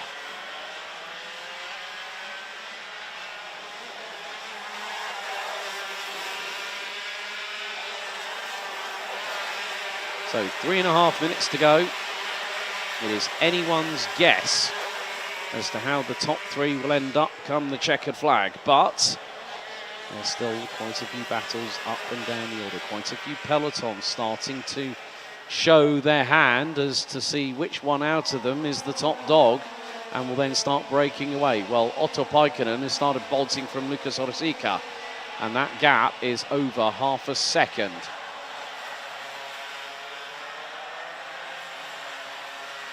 Marchal holding on to that lead. Kowalski just staying in the wheel tracks for the minute. Still knows that there is time left to play with at the minute. Just to see the speed they carry through turns 6 and 7 is quite mightily impressive to witness. And then you see all three drivers bound over the chicane, left rear wheel up in the air, bit of hang time, and then it lands on the tarmac. And then as soon as they do that, hit the accelerator pedal, off you go, line it up nice and neatly.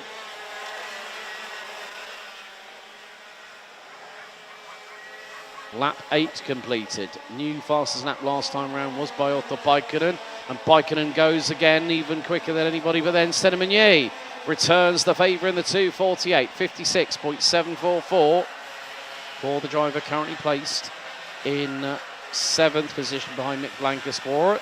And it's Casper and Tobias, the Normans. They are swapping places like KCR musical chairs. That's for 8th and 9th at the meantime. And then they've got Hubert Petit right on their 6. Along with that, Jules Merkelbach. Luca Montebello has been making steady progress in the meantime. Up 10 places, now running 12th and climbing the order. 2.53, push to pass penalty, 5 seconds time penalty post-race for Dinan de Vos. So still, it's going to be difficult to see how some drivers... Now, there has been a change for the race lead in the meantime. Patrice Kowalski has got through on Mathis Merchot, who's now starting to try and fight back. And Van Leeuwen is there or thereabouts. He's in within lunge range. 1 minute plus an additional lap, so next time round it will be 2 to go, so 12 laps of this 1.45 kilometre circuit here at Ostricourt.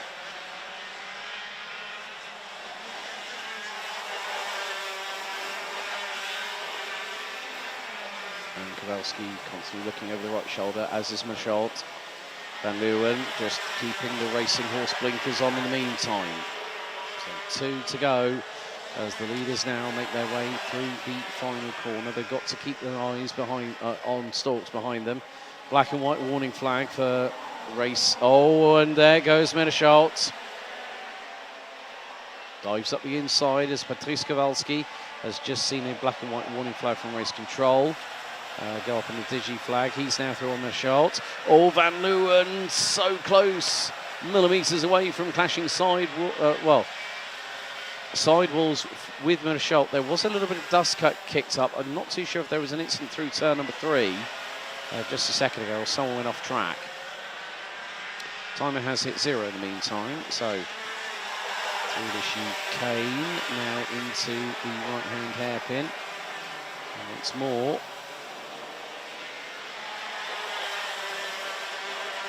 it is the case that Patrice Kowalski is going to lead us on to the 12th and final lap, followed by Mathis Merchot, followed by Quinten Van Leeuwen. Otto Paikkonen has closed in on that lap alone. So last lap is underway. Merchot trying to keep in the draft of Patrice Kowalski. And Van Leeuwen goes a little bit wide, trying to get the over-under here at turn 3 on Merchot. And, well, there's a little bit more gesticulation from Merchot, who's not exactly happy with how Patrice Kowalski's staying ahead of him in the meantime, but they come through out of turn number 7 into 8.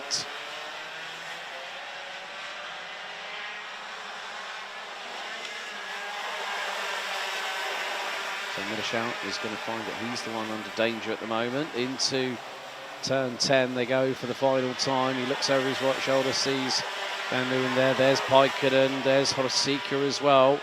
But it is going to be the way that we're going to have a 4th different winner from 4 different heats so far. Out of the final corner, Patrice Kowalski takes the win ahead of Mathis Merchot, Quinten Van Leeuwen, Otto Paikkonen and Lucas Horsika. The quintet at the end of the race covered by 1.3 seconds. Mick Blankerspoor, Senna Meunier, Tobias Norman, Hubert Petit and James Merkelberg round out your top 10. Casper Norman and Luca Montebello round out the top 12. We had a Pepin Steiger, Arne Schönherr, who made up 7 places from 21st on the grid. Finished 14th under Kenneth Kirke, Augustin Boulet, Tom Scholz, Jesse Paul de Dijk, Angelo Milly and Dinan de Vos rounding out the 20 finishers. And while 2 non-starters in the form of Maxime Blanchemin, Maxime Prudhomme, Gaetan de Brabantera, Esteban Walgrave and Moritz Moore retiring on the opening lap. 4 winners from 4 different heats. Who's going to win Heat 5 coming up next?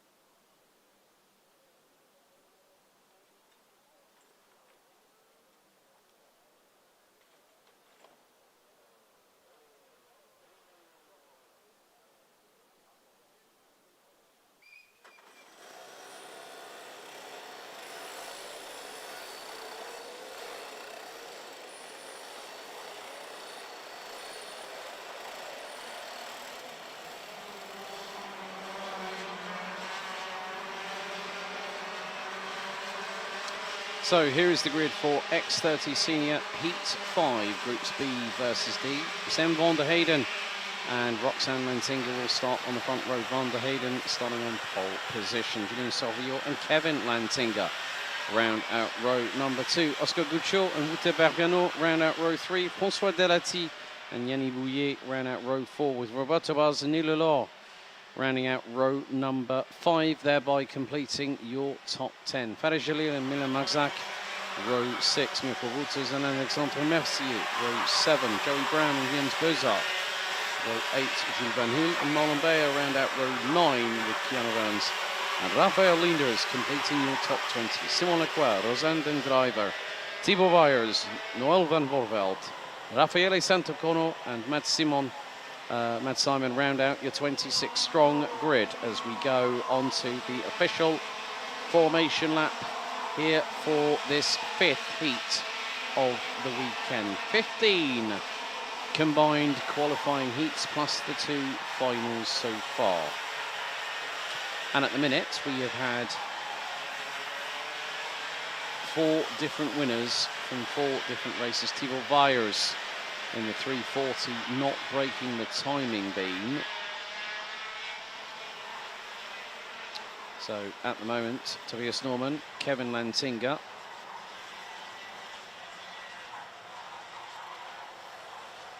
The 236 of Matthias van der Kerkhoff, and just now Patrice Kowalski makes it 4 different winners from 4 different races.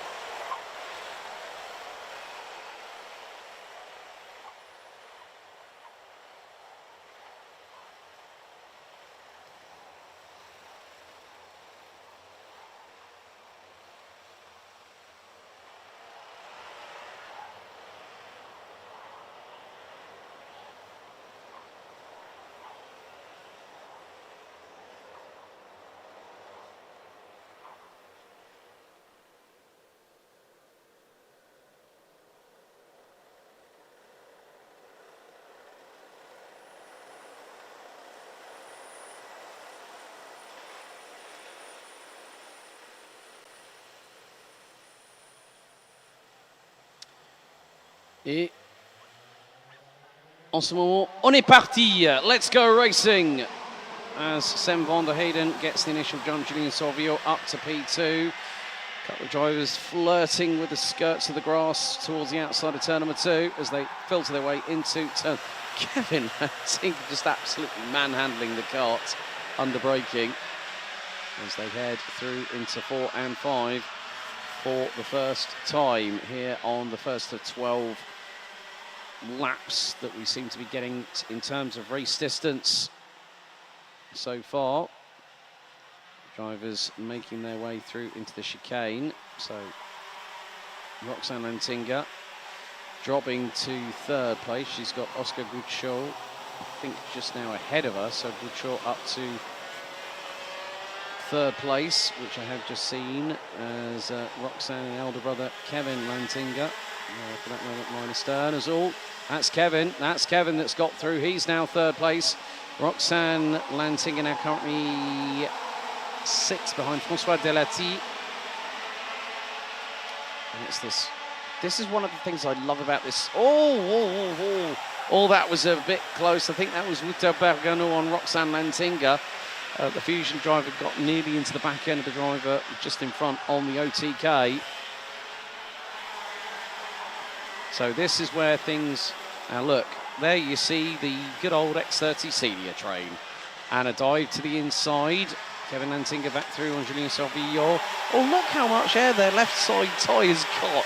Just bumping over that curve. It was like, okay, hang on for the ride. Ski mode engaged.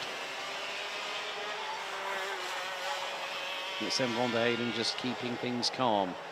Not being as exuberantly aggressive as the 2 behind over the curbing, but van der Heyden leads after lap 2. Thibaut Weyers did come out of the dummy grid area after the start was given. Marlon Bayer has dropped down to 24th position. And now things are getting very close at the front end of the field. So, Kevin Lantinga, Sam van der Heyden, Julien Salvio round out your top 3. Last time, the three that were led by Sam van der Heyden were covered by 3.5 tenths of a second.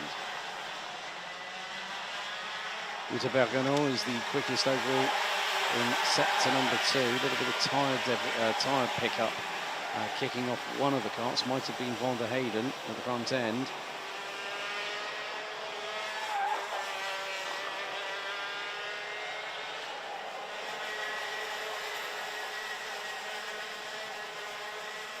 So 7 minutes to go, plus an additional lap, and more to the point.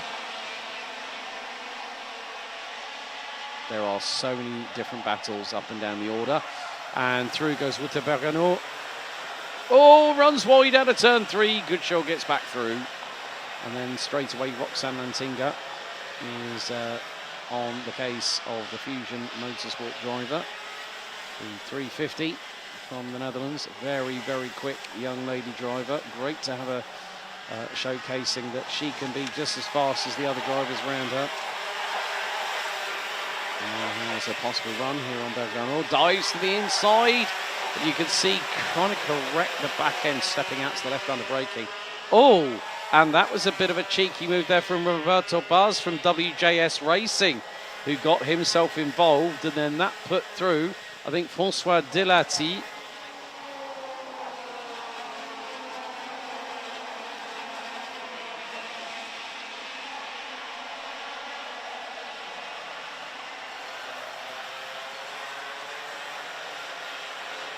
But Lantinga just saying to van der Heyden, and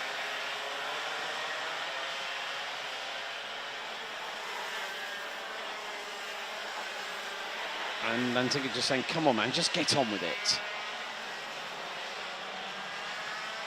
So just goes to show that some drivers will show that little bit of gesticulation.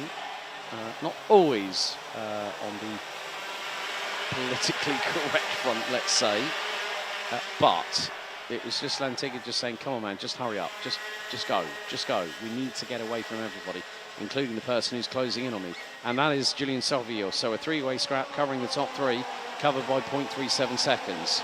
Oscar Guccio, Roxanne Lantinga, Uta Bergano, François Delati, Roberto Baz, Milan Marczak. And there's another change for the lead. Deep runs Lantinga through turn 3. On a clash of sidewalls. There was a little bit of smoke in the air between the 2.47 and the 3.32. Lantinga gets through, and so does Salvio. So Salvio saw an opening, took complete advantage. Did not need a second invitation, the man on the CRG chassis.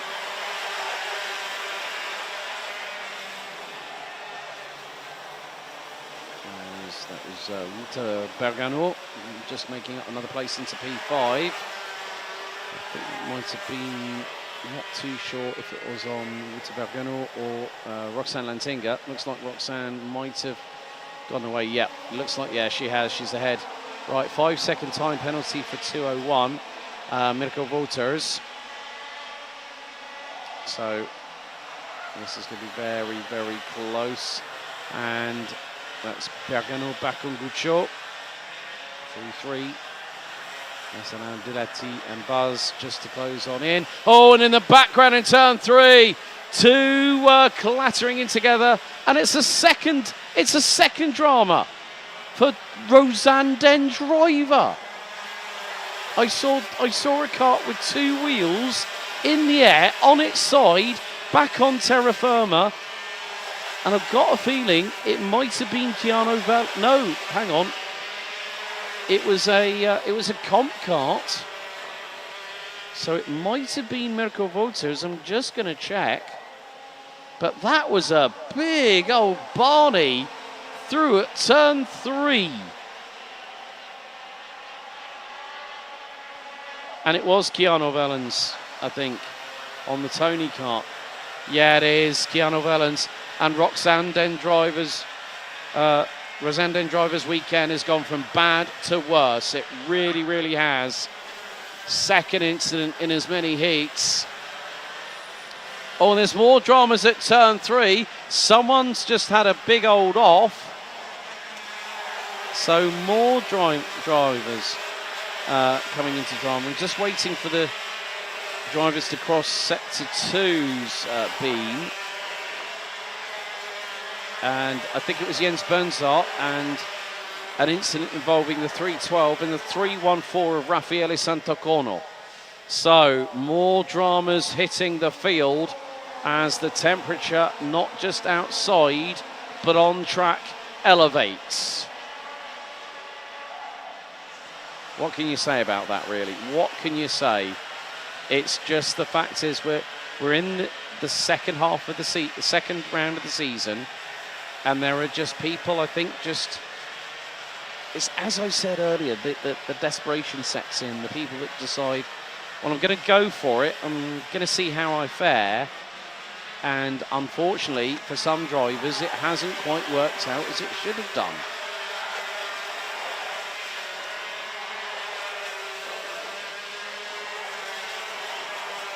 The way things are going at the moment, Kevin Lantinga leads the way with 1.5 minutes remaining on the timer. He's ahead of Sven van der Heyden. Van der Heyden yet to win a race. Sorvio yet to win a heat either. 0.44 is the gap between the three as they come across the line to start lap 10. Wouter Bergano in the 2.26 now closing in on Roxanne Lantinga. And what has Julian Sorvio got in the planning? Oh, and Wouter Bergano just, like literally, I thought he headbutted the steering wheel then. He just went, right, come on, let's go.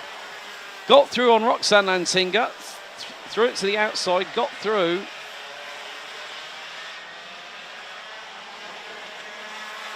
And made the move for 4th place.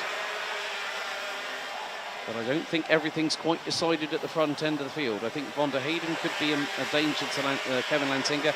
So could the man behind Van der Heyden, Julian Sorvio.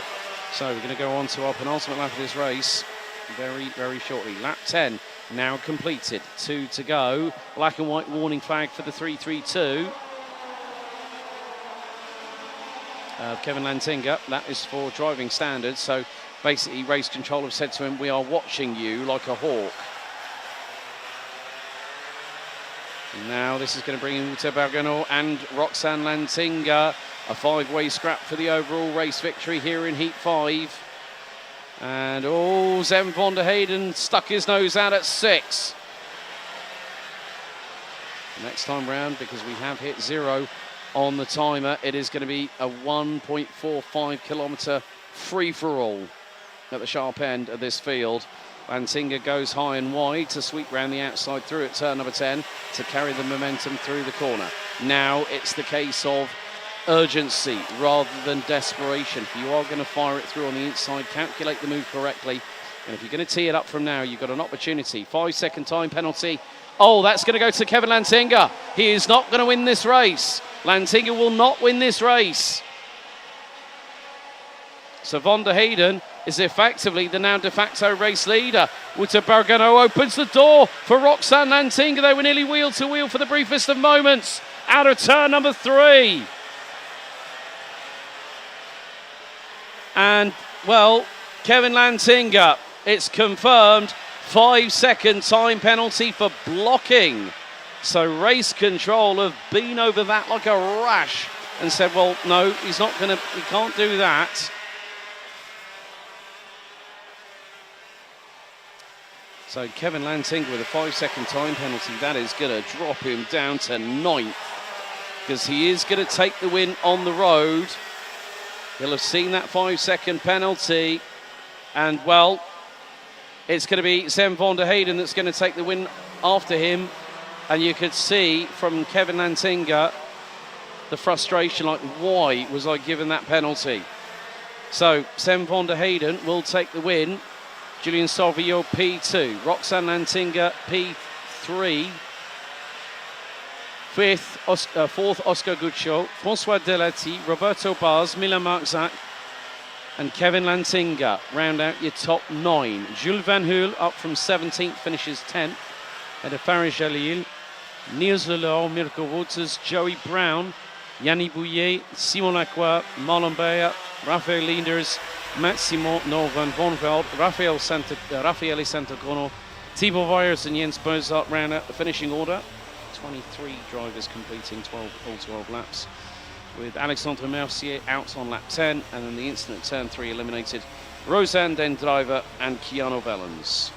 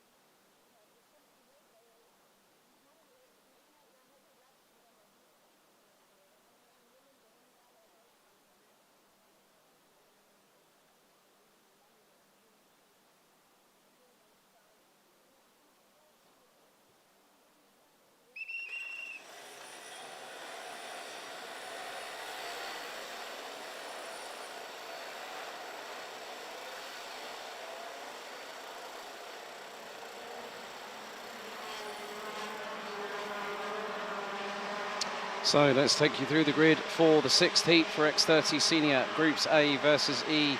Matthias van der Kerkhoff will start on pole position. He'll be joined by Luca Leistra on the outside of the front row.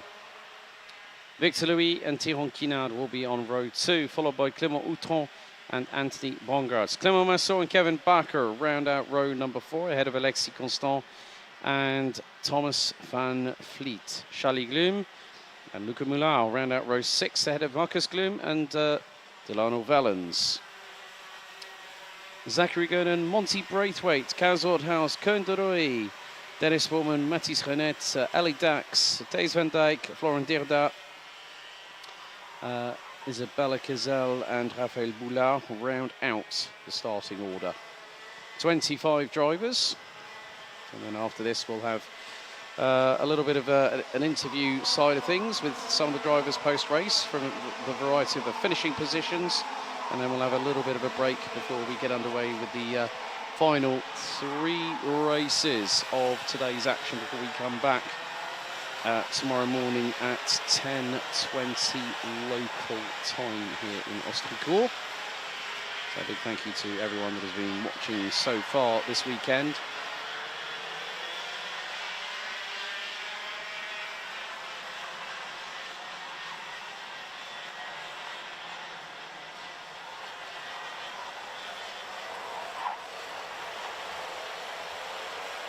So once again, 10 minutes plus an additional lap will decide who will be our next race winner. And more to the point, well, provisionally 5 different winners from 5 different races. Could we have our first 2-time race winner, or could that run of different race winners continue here in Heat 6?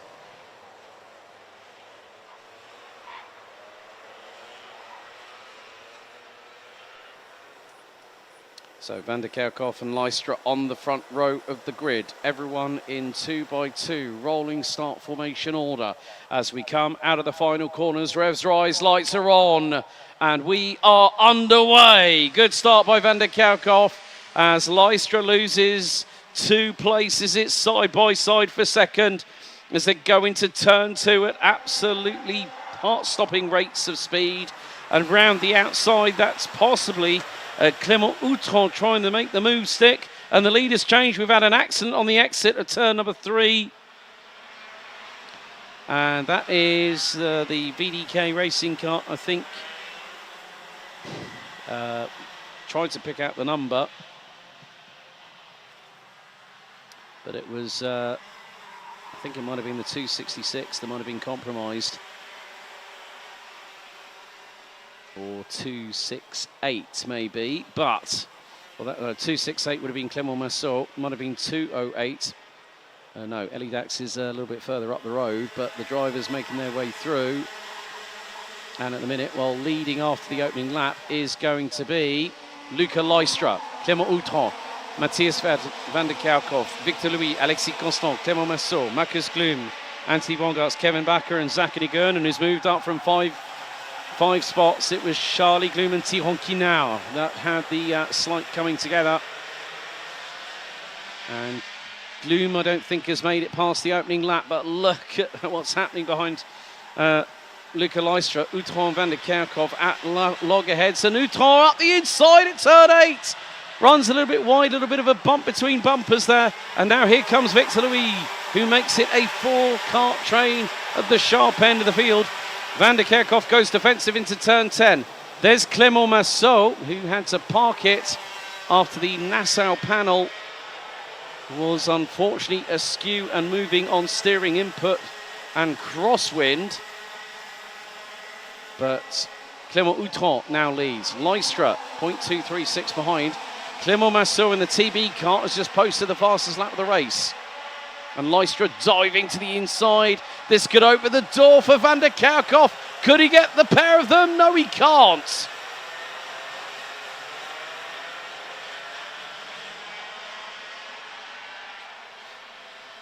Et ça, c'est un bagarre fantastique aux têtes de la course entre les 4 pilotes. Leistra now back in the lead.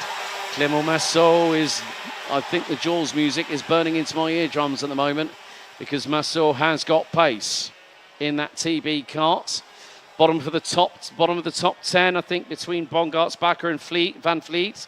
Bakker's now at the back end of that top 3 squabble for 8th, 9th and 10th, and they've got a multitude of karts behind them. But Lystra Lystra. Oh, Van der Kerkhoff looks up the inside on Clément Outron, gets through at turn 3, retakes second position. So we've already had 2 races decided by a post-race penalty. Lystra lost his victory in Heat 1 due to a 3-second time penalty for being 2 wheels down at the tram lines. And we just had the same with Kevin Lantinga losing the race in Heat 5 for a 5-second blocking penalty. So Lystra is going to do what he can. He's going to stay on the racing line. Oh, he definitely went very, very hard into the apex and cut it a little bit, but still kept 2 wheels within track limits. 0.138 separates the top 2. 0.8 covers the top 5. Hold on to your hats, folks, because here comes the roller coaster. Van der Kerkhoff up the inside on Lystra for P2. Outron waiting in the wings, and nearly a 3-wide exchange coming out of turn 3 towards the bottom part of the, I think maybe the top 15 at the moment. We've still got 5 minutes and 40, plus an additional lap. Van der Kerkhoff. Oh, and Louis with a send and a half on Outron, and gives the rear bumper of Luca Lystra a little bit of a love tap at turn number 8. That manages to stop it in time, but hopefully that hasn't given him a front-fairing penalty. Outron returns the favour. Oh, 2 wheels in the air, and Clément Outron nearly lost a place to Clément Massot, who dives the inside of the final corner. And also, oh well, it's ding-ding round 2. It's like Bruno and Holyfield all over again between Alexis Constant and Clément Outron. But Anthony Bongarts has now split the pair. Bongarts looking, well, he was trying to defend there from Clément Outron, and makes, well, just keeps ahead at the meantime. So Clément Outron could have nearly have rolled that thing through turn 12 very easily. Outron back up the inside of Bongarts, and now there's a gesticulation saying, stop that, don't start playing that game with me.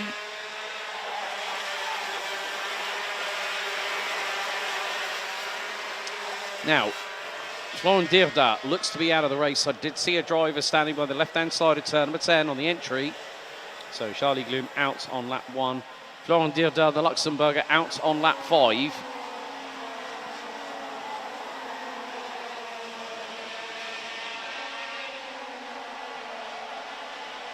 But Van der Kerkhoff leading by about 3 and a bit tenths of a second. Still an opportunity here for Van der Kerkhoff to try and pull away from Lystra. Lystra wants to get a win on the board. Van der Kerkhoff already has one on Heat 3. So looks to continue that run of form.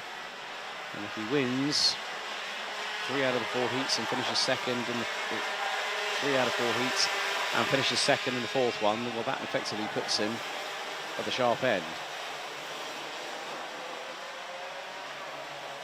Still another 3 heats to go until we conclude today's action here at Racing Kart JPR at Ostricourt. Of course, Junior and Senior X30 the focus today and tomorrow. And we'll have Mini Rookie, Mini, KA 100, 145 and 155, X30 Gentlemen, Senior Cup and Masters on Sunday. So Clément Massot has had Clément Outron up the inside, turn 3, and that is a change for position. So that is now 5th place in the hands of the 288, but is still being hustled along by the TB Kart. Anthony Bongarts and Thomas Van Vliet are right there with them. Marcus Gloom and Luca Moulin. And at your top 10, Kevin Bakker, Zachary Gernon, Delano Vellens, Monty Braithwaite, Dennis Bowman, Koen de Roy, Mathis Renet, Kazorthaus, Raphael Boulard, Isabella Gazelle, Ali Dax and Tyrone Quinard round out your 22 runners and riders that are still occupying the circuit. Thijs van Dijk now drops to 23rd and is last of the drivers that are still running.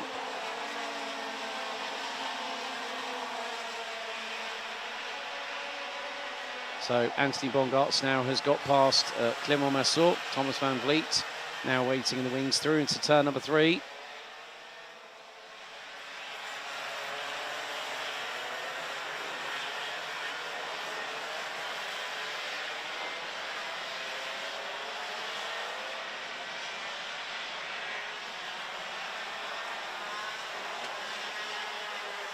And a little bit of a touch between the latter two, so not exactly what you want. There's going to be a change for a second. Victor Louis has just passed Luca Leistra for P2, and Matthias van der Kerkhoff has started to pull away into the distance. So now Leistra is going to be very, very much hell-bent on getting past Victor Louis for that second place. They know that first is possibly out of the window, trying to chase it down and get that job done for van der Kerkhoff. He's looking pretty strong at the moment. He'll become our second different heat winner of the weekend so far. 15 heats for the drivers this weekend, so each will take part in 5 qualifying heats. Top 36 will go into the A final. The 36 after that will go into the B final, and then 4 drivers will end up having a very early shower tomorrow afternoon, as if to say, unfortunately, you didn't make it. Better luck next time. And Leistra and Louis very, very similar in their approach into the chicane. Next time around, we'll be going on to our penultimate lap, so we're on lap 10 out of 12.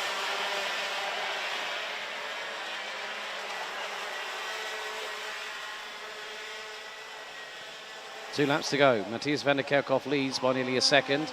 Ahead of Victor Louis, Luca Leistra, Alexis Constant, Clément Outran, Clément Massot, Anthony Bongarts, Thomas van Vliet, Luca Moulau, and Kevin Bakker continue to round out the top 10. This is going to be a very, very interesting last lap coming up very soon, because it's all for themselves. Everyone is here for, that's why they go racing. They want to compete, they want to win. And sometimes there are those drivers that push a little bit beyond the limit of adhesion and thereby try and get through by making it through some modicum of miracle wizardry, so to speak. But Massot and Bongarts and Van Vliet still battling away. Last lap underway as Matthias van der Kerkhoff, right, black and white warning flag for 2-1-2. Delano Vellens down in 15th. Monty Braithwaite has now made his way up into 12th and is pretty much with Marcus Gloom at the moment. So the Brit 2 positions away from the top 10 finish. However, Matthias van der Kerkhoff. So Matthias van der Kerkhoff, the man from Victory Lane, has been doing an absolutely stellar job so far this weekend. Overall pole sitter in time qualifying out of 76 drivers. And for both heats that he's competed in, he has started from pole position.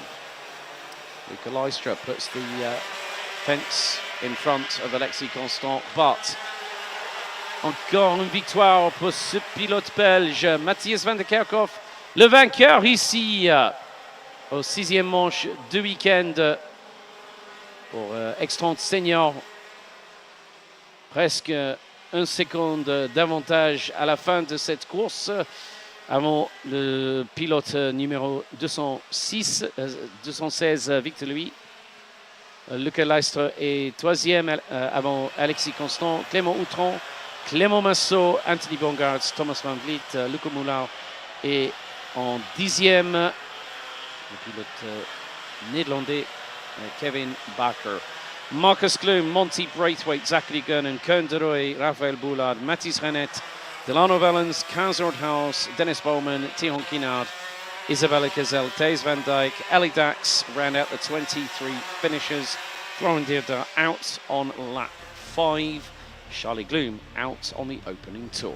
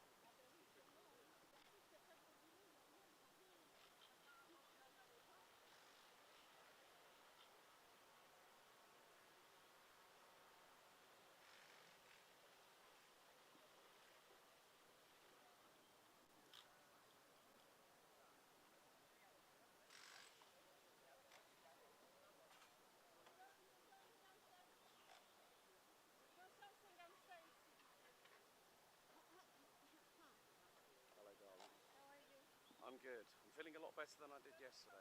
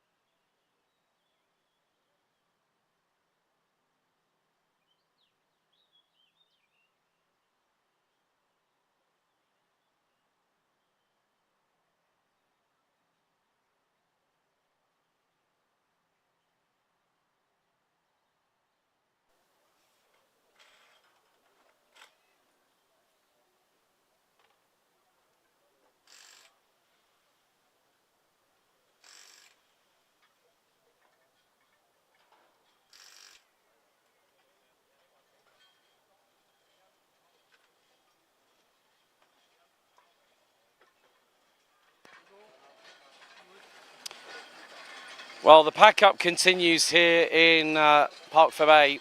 Matthijs van der Kerkhoff, stellar victory, winning by nearly a second. It was a bit of a mixed martial arts battle between you, Clément Outron, Victor Louis, Luca Leistra.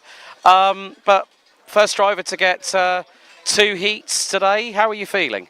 Yeah, really good. It was really good, to be honest. Yeah, it was tricky in the beginning, but then once I got past, I think I managed the tires, and then I think they started fighting at like the middle end of the race, and I just drove away, and yeah, it was good, just managing the tires, not pushing too much to overheat them and then destroy them, but yeah, it was alright. We kind of had that last year, didn't we? I mean, the temperatures were a lot hotter here this time last year, about 32 to 35 degrees Celsius. But tyre conservation, you know, you guys are very, very limited with the amount of tyres that you have.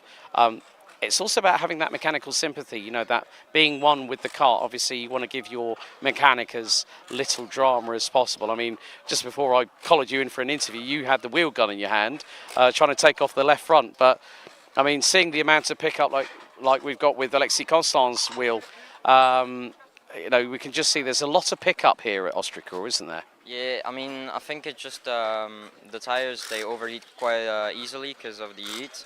Yeah. But usually this track is also hard on the tires because there are a lot of high-speed corners and stuff.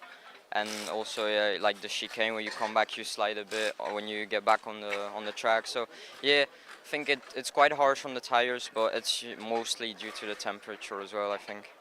I mean, there's an opportunity to get 3 wins on the board here today. That's got to obviously be the target, hasn't it? Yeah, obviously. I think if we do like a clean sweep, we got pole and then 3 heat wins really quick. So I hope we do that. And yeah, if we can manage to do that, it will be a perfect day, you know. And give you all the motivation ready for tomorrow. So well done today so far. We look forward to seeing you out for your 3rd heat a little bit later on, Matthijs. Yeah, thank you.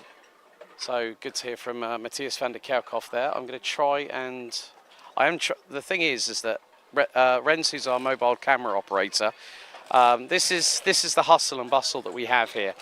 So what they're doing is they're taking the tyres off. These tyres will then go back into the tyre park.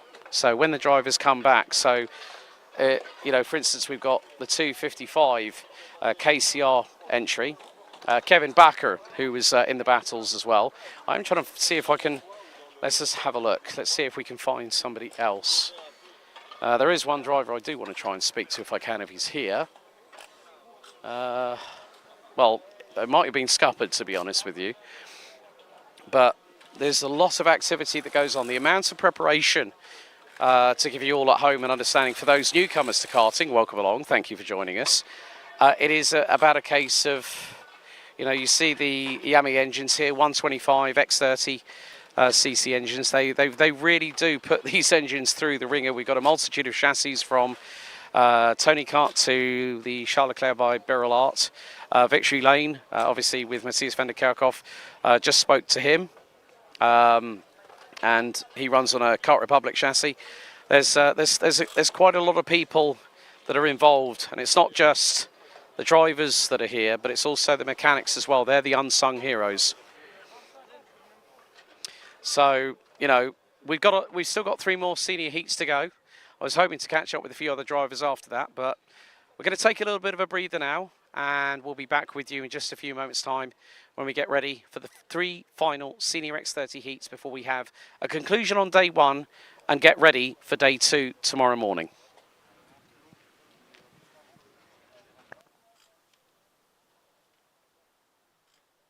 Brilliant, thank you very much. I was hoping to get 3 to 4 interviews, but never mind.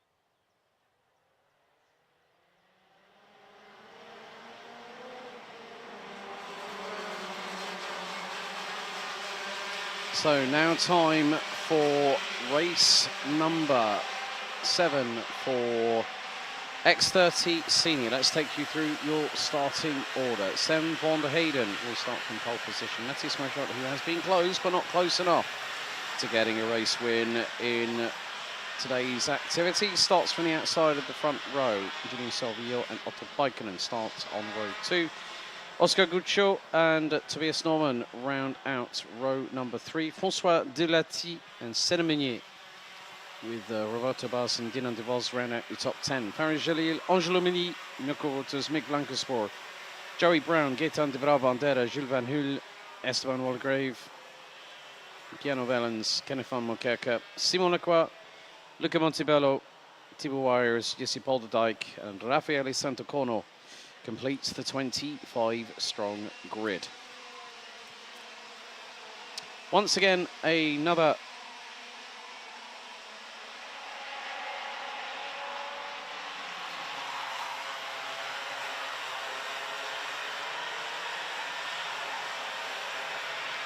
adventure into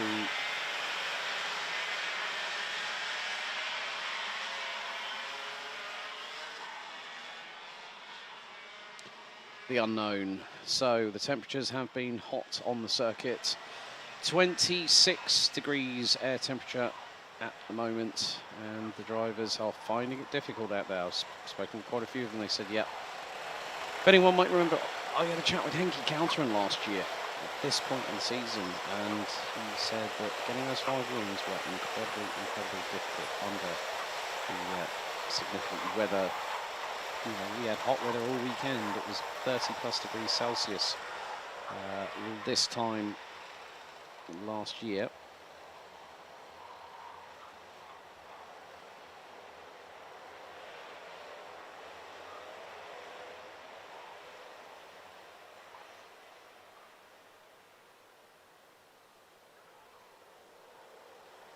So, Sam van der Heyden and Matthias Marchot. Faris Jalil might not be starting on the grid, might be starting from the pre-grid area, and thereby will be released once the lights go out. As the drivers make their way out to the final corner, revs rise, lights are on, lights are out, we go green. And into turn number 1, Matthias Marchot gets hung out to dry. Oh, well, someone's gone way off the circuit. Possibly Roberto Baz, maybe. Looks like a WJS racing kart that has brought the mire of the outside of turn number 1. Matthias Marchot trying to fight his way back up into the top 2. Currently running P4, getting a bit aggressive with the old elbows out. This is the 250 from KCR Racing.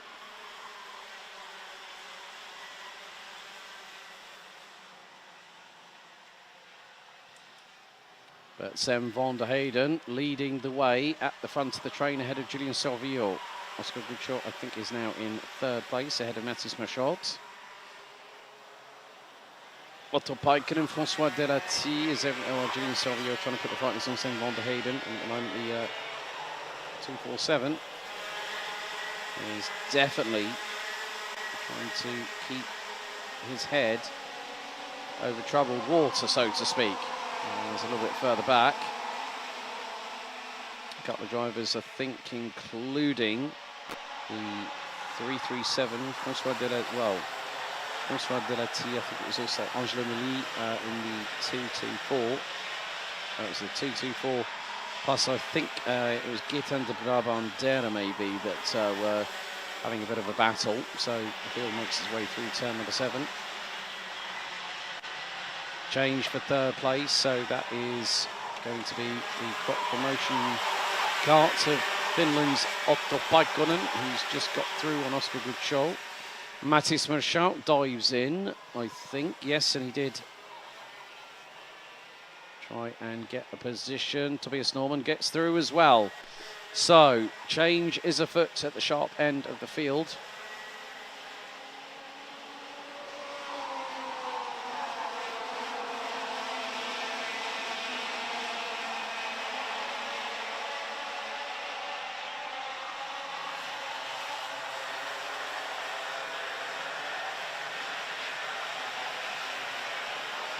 However, Tobias Norman loses out to Oscar Guccio in the meantime, going through out of turn number 4 and into turn 5. So Guccio makes the move stick.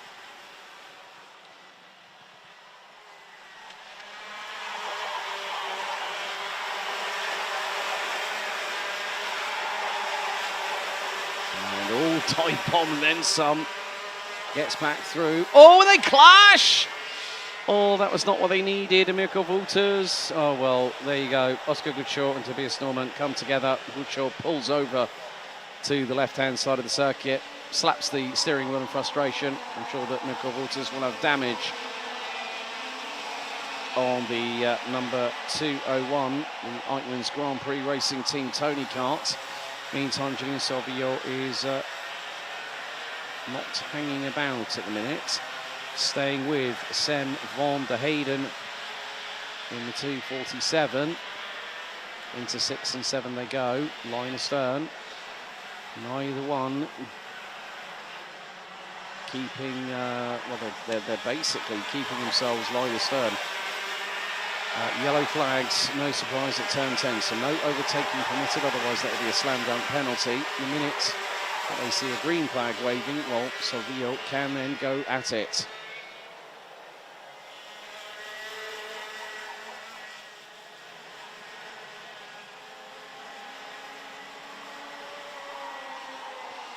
And Sauviot is less than a quarter of a second behind van der Heyden, who continues to lead. After the opening 4 laps, Mathis Marchal in 4th, sets the fastest lap of the race of 57.026 by the Belgian for KCR Racing. He's trying to close in on the Finnish driver of Otto Paikkonen. The 283. So 5.5 minutes remaining plus an additional lap still to go. There is time for some drivers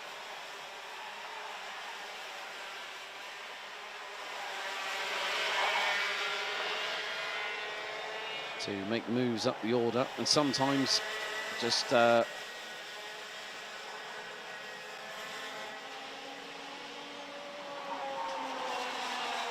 some drivers will use that mechanical sympathy. It was something I talked to with Matthias van der Kerkhoff, that you've got to be very, very careful with the tyres. You don't want to overcook them. But obviously, depending on what weather transpires tomorrow, we see a different side to the story that we have been waiting for. But who knows? We'll wait until that comes to us tomorrow morning. However, Sam van der Heyden being pestered by Julien Sauviot for the race lead. And at the moment, it's sometimes you just have to play your cards close to your chest and just wait for things to transpire in front of you. And that sometimes can be easier said than done. And the point is very much being proved here. 4.25 minutes. Well, Mick Blankensport is out. Oscar Goodchill, quelle bonne surprise, is out. C'est pas une surprise avec l'accrochage entre Mick Blankensport et Oscar Goodchill.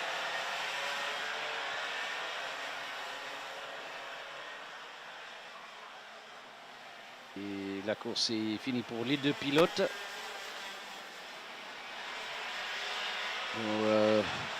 So Oscar Goodchill out on lap 3, Mick Blankensport out on lap number 5. We're on lap 7 at the moment. Still van der Heyden doing a really good job at the front end of the field. There you see 2 karts stricken by the side there. The drivers just watching on from the sidelines. And that will be their last race of today's proceedings. Obviously, we'll have the remainder of the other 6 heats tomorrow, plus the 2 finals, which will bring us to 17 races in totality for X30 Senior and 8 for X30 Junior.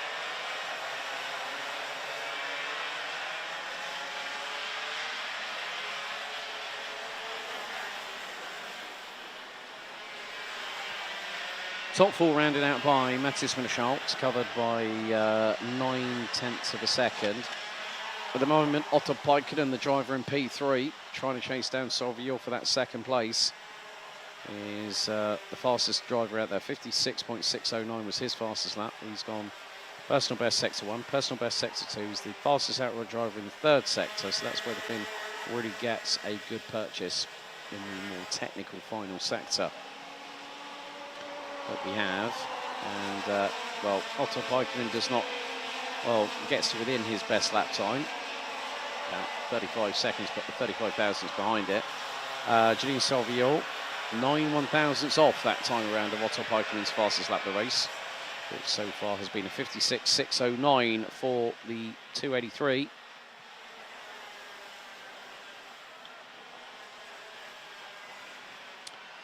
And it looks like game over for Gaetan de Brabandera. He's not made it through the final, well, he's made it through the final sector more than likely, and has parked that car in pit lane. So the 2-3-1 from Belgium out of the race as we are heading into the final 90 seconds plus an additional tour of this 1,450 metre circuit at Racing Kart JPR here in Ostricourt. Around about a 20 to 30 minutes drive from Lille in northeastern France.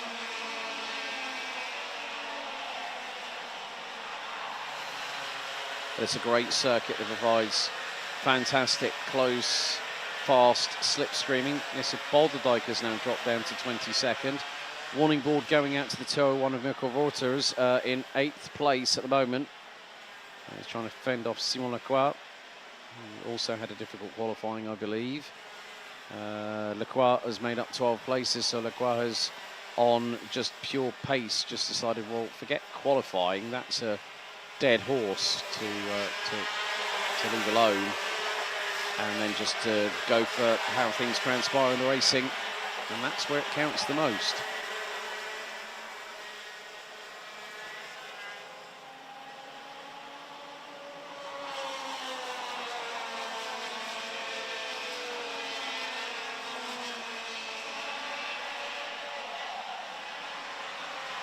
So 15 seconds to go, and Salvio and Paikkonen are trying to close on in. The timer is now ticking down. 3, 2, 1, 0. Next time around will be the 12th and final lap of this race, and Sam van der Heyden will be another driver that's picked up not just one win, but it looks to be 2. Matthias van der Kerkhoff said to me earlier on this afternoon, I am gunning for 3 wins out of 3. Now, Henki Kouteren got 5 out of 5 last year. Now, the way Van der Kerkhoff is driving at the moment, pole position in time qualifying, Van der Heyden is going to start the final lap as the race leader, driver with the Hout Racing team. He's ahead of Julien Salvio. Salvio trying to really get the slipstream coming out of the final corner. He's trying to look to the outside to get the crisscross here into turn 3. And Van der Heyden just timed it to perfection. Paikkonen said, right, here's my chance. And he nearly went for the move round the outside at turn number 3. Salvio is now giving Van der Heyden the hurry up. And here comes Mathis Merschelt through into turn 7. Salvio could have been through on the inside, but it would have been put him on the outside for turn 8. Mathis Merschelt dives through on Otto Paikkonen with corners to spare and wrestles his way back up into 3rd place. But Sam van der Heyden has controlled proceedings, has not given Julien Salvio even a sniff of a window of an opportunity as the 247 comes out of the final corner, wins heat 7 by 2/10 of Julien Salvio. Mathis Merschelt taking perfect opportunistic advantage to his favour through turn 9. Tobias Norman, François Delati, Dinan de Vos, Simon Lacroix started 21st, finished in 8th, ahead of Mirko Wouters and Keanu Vallens, who started 19th, finished 10th. Angelo Mili, Jules Van Hul, Senna Meunier, Fares Jalil, Roberto Baz, Esteban Walgrave, Luca Montebello started 22nd, finishes in 17th, ahead of Jerry Brown, Kenneth Van Mokerke, Thibaut Byers, Jesse Polderdijk, and Raffaele Santocono did not make it past the first sector of lap number 12. Gaetan de Brabandera out on lap 8, Mick Blankenspor lap 5, and Oscar Goodshow at turn 11, lap 3.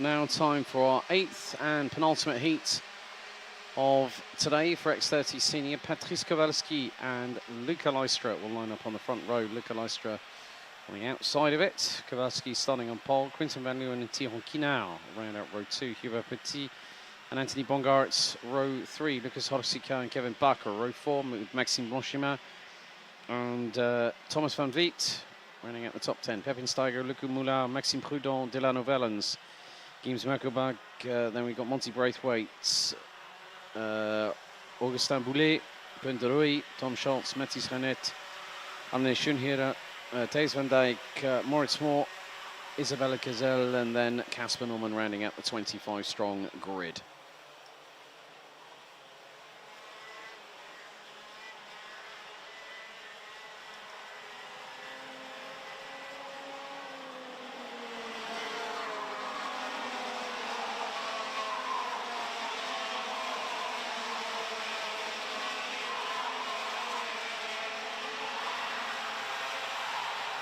So once again, well, we have 3 drivers, Maxime Blanchiment, Maxime Prudent.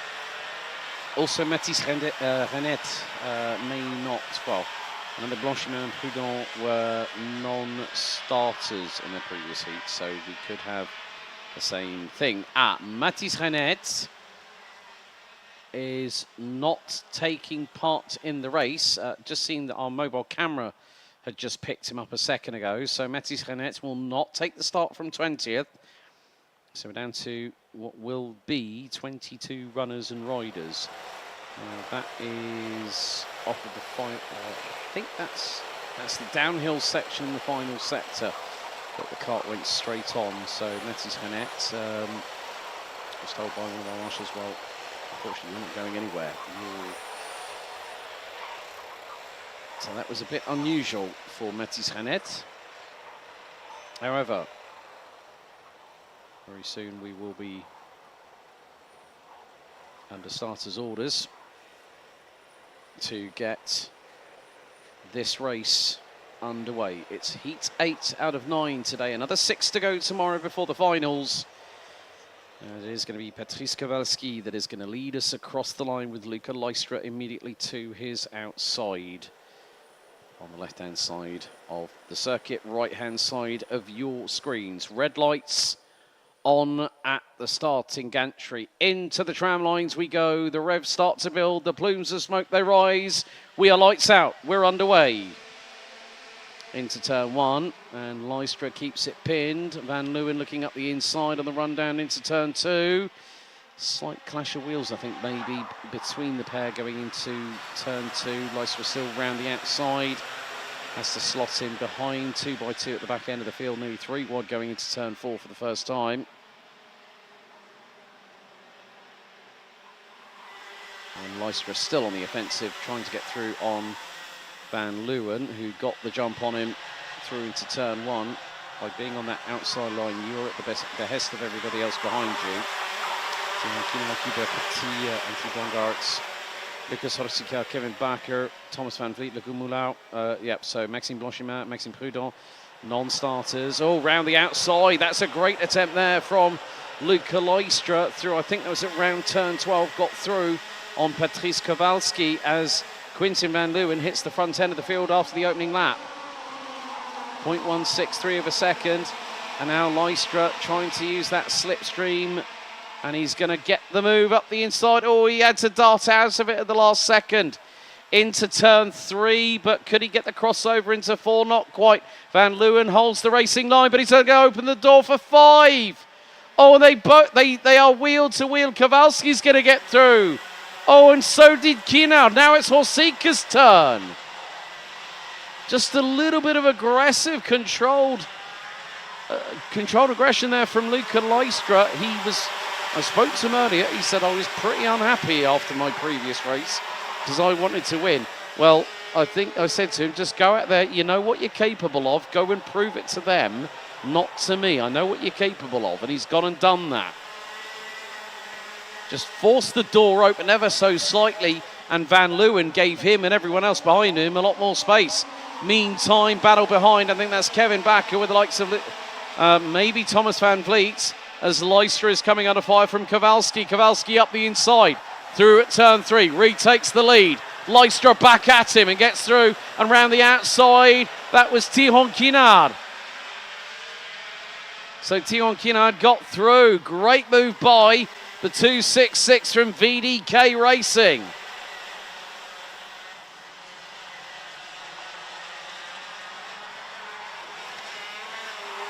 And when you have someone who has that self-commitment, self-belief, and, you know, will try to, you know, try and throw a little bit of a curveball. What I mean by that is throw a slim shady round the outside and sometimes you'll get your, oh dear, no. Right, 3:11, Thijs van Dijk, 2:75, Moritz Moore's weekend has not gone well. I'm afraid the German is going to be out of the race. Marshall has touched the cart, I'm afraid. So, Luca Leistra looking to become another different winner this weekend so far. And, well, at the minute, we've had Matthias van der Kerkhoff twice, Sam van der Heijden twice, Patrice Kowalski once, Tobias Norman and Kevin Lantinga. Those are the drivers that so far have picked up victories.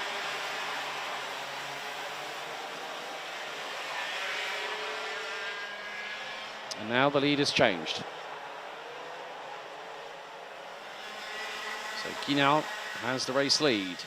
Kowalski, P2.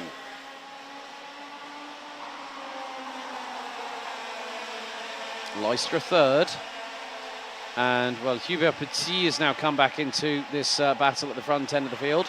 Leistra aggressively goes on the defence ahead of the 298 from France. Quintin van Leeuwen not that far behind either. Well, he's about 6/10 behind the Frenchman in 4th place. So, and Anthony Bongartz is going with 3:24 from the Netherlands. So anything is possible in this heat. Up the inside, through into 8. Kowalski goes through. Leistra sees a little window of opportunity, a little glimmer of light at the end of the tunnel, but unable to take advantage of it. Right, drivers 203, Thomas van Vliet, and 284, Augustin Boulet, have both been given the warning flag by race control. Leistra, with the slightest of steering inputs, makes his way through back into 2nd position. So a good move there from Leistra. And Leistra now goes for the lead up the inside of Diamant Kinard. Patrice Kowalski goes through as well at the same time. Thijs van Dijk and Moritz Moore have both retired, I'm afraid. So down to 20 runners and riders. Casper Norman up 8 places. Arno Bellens up 3 to 14th. Kunderoy up 6. Has changed for 4th. Hubert Petit has just lost 2 places at the drop of a hat. Through at turn 8 by Quintin van Leeuwen and Anthony Bongartz. And now the floodgates could be opening shortly if Hubert Petit does any more slight mistakes. There's Lucas Horsika, Kevin Bakker, Luca Moulin, Thomas van Vliet are other drivers that are very, very close in proximity to the rear bumper of the 298 from France. So, fastest lap of the race so far, Luca Leistra, 56.747. The last 3 numbers sounds like he's about to pilot a jumbo jet. Kevin Bakker diving up the inside, and there was a moment there for Lucas Horsika when he was 3 wide through turn 4. Oh my giddy aunt. That just goes to show how close these drivers are pushing. It is mesmerising, also nerve-wracking to watch at exactly the same time. As through the chicane. Oh, that was close there from Kevin Bakker. But he's got through on Thomas van Vliet. That now means that we've got a victory lane kart in the mix there as well. Luca Moulin in the 219 has gotten through as well.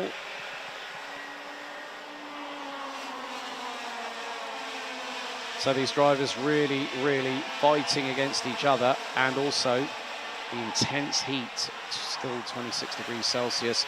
Anthony Bongartz up the inside and gets through on Quintin van Leeuwen. That's for 4th place on the road. And about 4/10 behind them, they've got Hubert Petit on the Lando Norris chassis.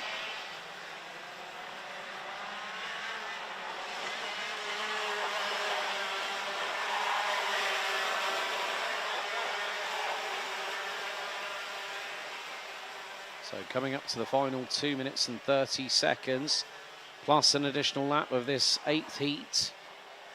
So 2 non-starters, Maxime Blanchemin, Maxime Prudent. Mathis Renette out before we went green. Moritz Moore and Thijs van Dijk out on lap 2. Everyone else still running. Thierry Quinard in the meantime is the fastest driver out there. Was until just as I said it. Luca Moulin in 8th, up from 12th position. Now puts in a 56.543. 2 minutes, so 1/5 of the timer remaining on this penultimate heat of today's first day of action out of 3. Oh, and a dive and a half there from Kowalski through at 8. Oh, he dived Leicester right at the last moment, and Leicester's back end was sashaying in the air whilst he bumped over the curbing. He nearly could have ended up accidentally coming into contact with the race helmet, actually, of Thierry Quinard. It was that close. Now Thierry Quinard has got, you can see that Leicester was fired up when he threw that kart into the chicane. He went, I don't really care what's going on in front of me. Kowalski goes for the move up the inside, in for the race lead. Leicester defends. Quinard now gets the window of opportunity to get through. On this particular occasion, the answer is a resounding no. So the big €64,000 question that is going to be answered within the next minute and 50 seconds is, who's going to win this thing? Well, Leicester now has gone so aggressive on those curves. He doesn't care if he's got a slightly bent chassis afterwards, or that his mechanic's going to have to do some work tonight, because he will have said it will be worth it. He's not got a win. He's won on the road, but he hasn't actually officially won a race. And now the throwing caution to the wind, let's say, here in Ostricourt. Well, he's got a lead of 0.3 of a second with 20 on the clock, plus an additional lap still to go. So 2 laps remaining.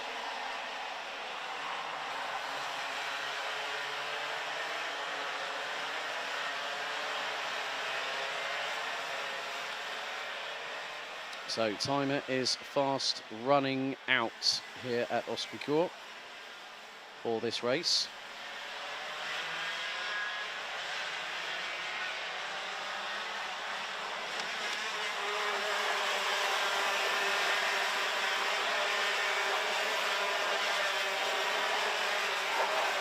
But Leicester has kept his cool a little bit now, and more to the point, but it's going to help him.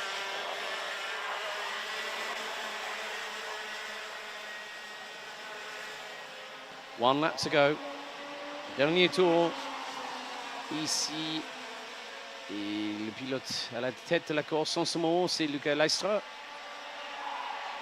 Un petit avantage avant de Thierry Quinard en deuxième et Patrice Kowalski en troisième. Après, c'est Anthony Bongas en 4e place et le pilote néerlandais Quinten van Leeuwen en 5e. So that's your top 5 at the moment. Leicester, Quinard, Kowalski, Bongarts and Van Leeuwen. Van Leeuwen is about 7/10 away from this battle. We are coming down to the final few corners of this race. And Luca Leicester has done what he needed to do, but there could be a moment here between Kowalski and Quinard, but not quite. Kowalski got through, but Luca Leicester out of the final corner takes the win in this heat. That is heat number 8, another different driver to win a race. So Leicester wins by nearly a second over the 2:44 of Patrice Kowalski and the 2:66 of Thierry Quinard after that 12-lap adventure. Anthony Bongarts, Quinten van Leeuwen, Hubert Petit, Luca Moulin, Lucas Ostricourt, Kevin Bakker, Thomas van Vliet, Delano Wellens, Monty Braithwaite, Koen de Rooij, James Merkelbach, Casper Nolan round out your top 15 with Bevin Steiger, Augustin Boulet, Isabella Gazelle, Arne Schoenherr, And Tom Schultz running at the 20 finishes. Days Van Dijk and Moitemore out on lap 3. Matthias Bennett out before the start. And Maxime Bonchemin and Maxime Prudhomme, unfortunately, not starting the race.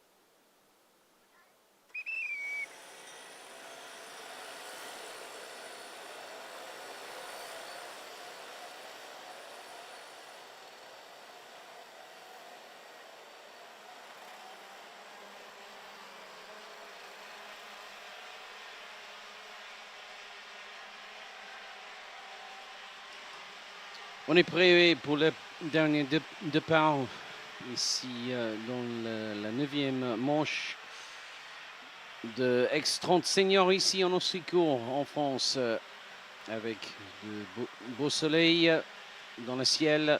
So with beautiful blue sky, sunny weather here at France. Here is your starting grid for Heat 9, 8 versus D. Matthias van der Kerkhoff looking to make it a clean sweep. 3 from 3 so far. He's got Roxanne Lantinga on his outside of the front row.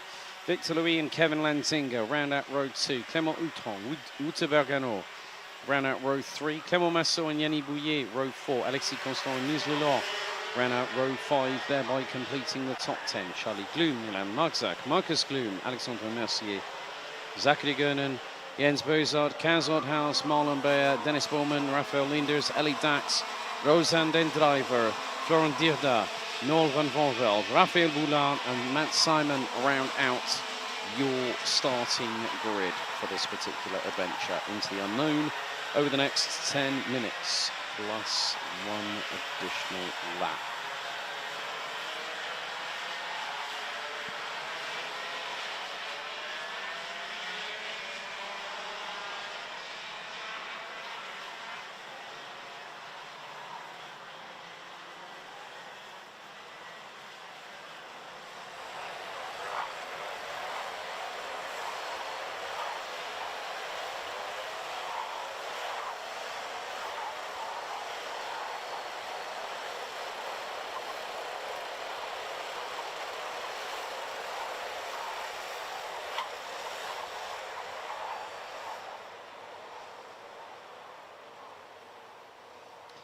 So can Van der Kerkhoff make it 3 from 3, or is there someone here that can spoil the party? Well, Roxanne Lantinga definitely is one of them. So is her older brother Kevin, who is behind her. Victor Louis, also a known quantity within this championship.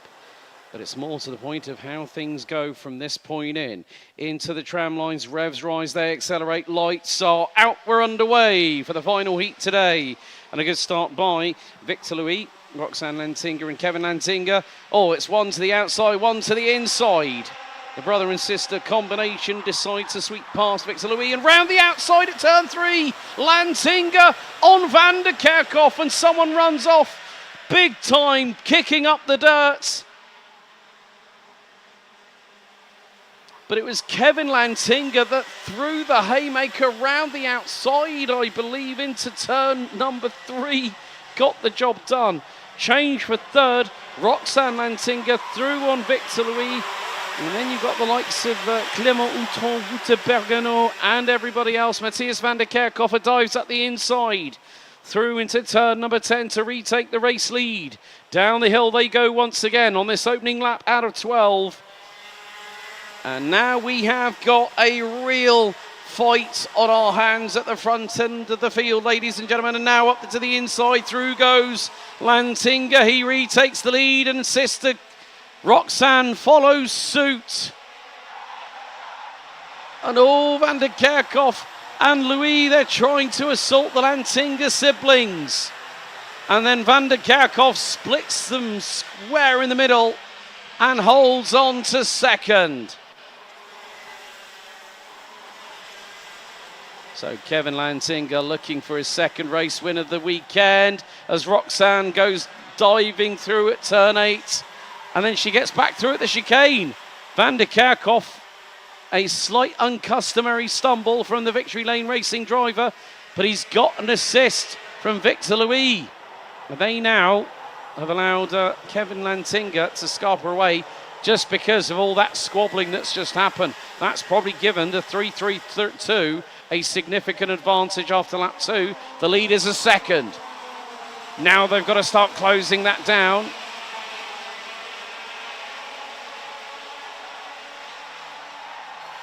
And Kevin Lantinga, last time round, fastest lap of anybody. 58.547.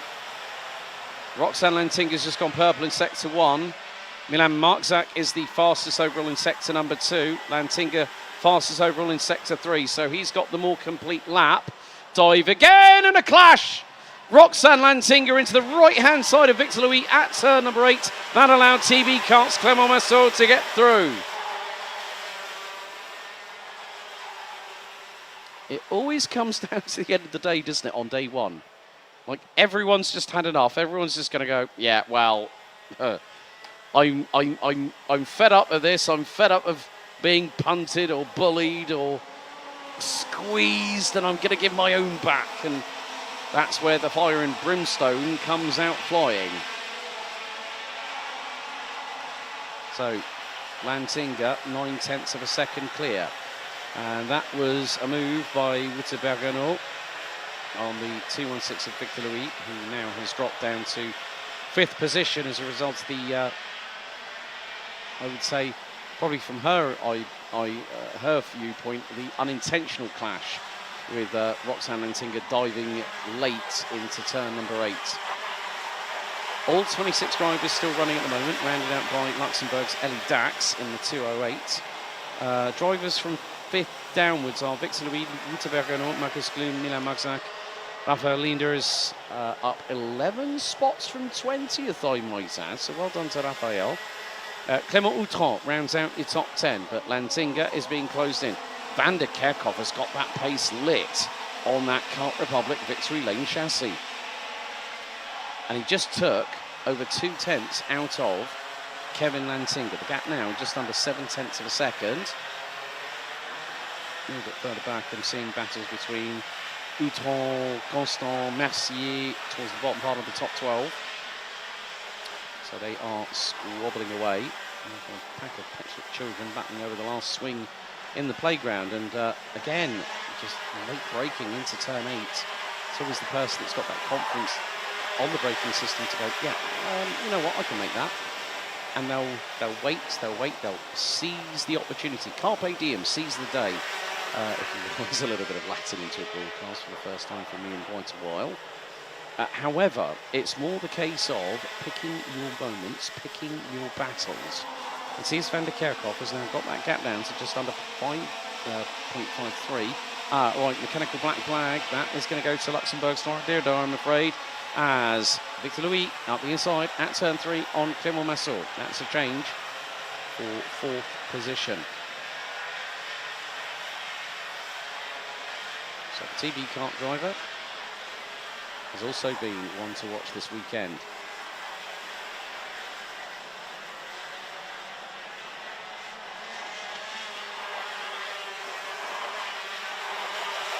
But Matthias van der Kerkhoff just went purple in sector 2. That kart is absolutely on the limit. He's pushing like a man possessed.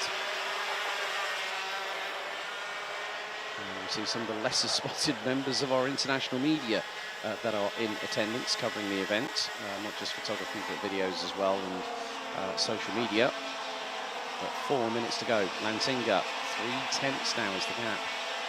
Van der Kerkhoff is going to die. Oh, he went for it. He stuck his nose there, did Matthias. And Kevin Lantinga went, well, you want the three-peat, you're going to have to fight for it. Wonderful shot there, coming through turn 5, as you can see the drivers leaning in as they turn the kart to the left-hand side. Really, really wonderful shots there by Rems, our mobile camera operator. As Van der Kerkhoff looks deep into turn 10. Once again, he's thwarted by the defensive nature of Kevin Lantinga's driving style. 3¼ minutes to go. Now on to lap number 7. And Van der Kerkhoff is only 0.7 of a second ahead, 0.07 seconds ahead. So 7/100ths, but now he's going to dive, look to the inside. Lantinga tries to hold him off as best he can. Oh dearie me. Just Kevin, keep your hands on, both hands on the wheel. You know what you need to do, go and do it.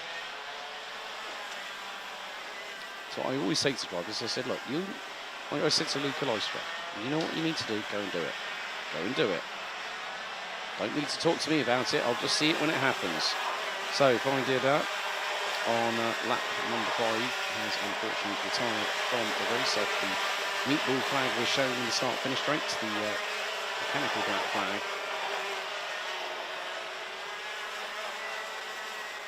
So 2 minutes 20 to go.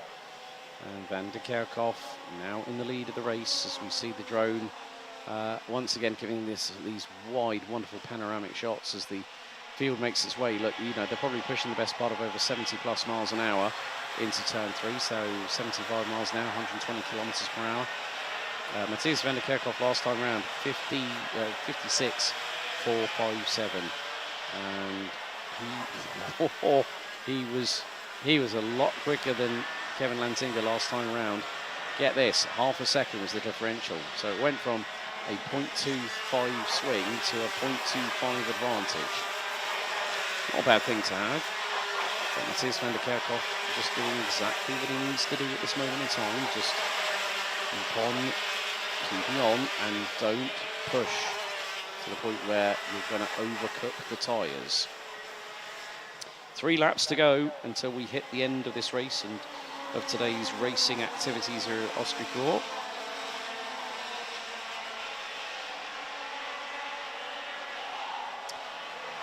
Milan Marczak loses out to Alexandre Mercier in the battle for P11 as the last few moments of this race are drawing us ever closer to the end of it.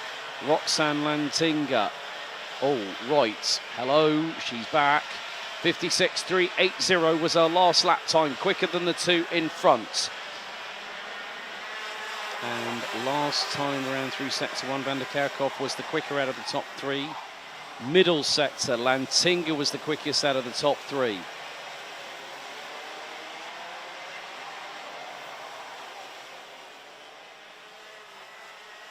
So to come through into the final couple of corners across the line. 2 laps remaining.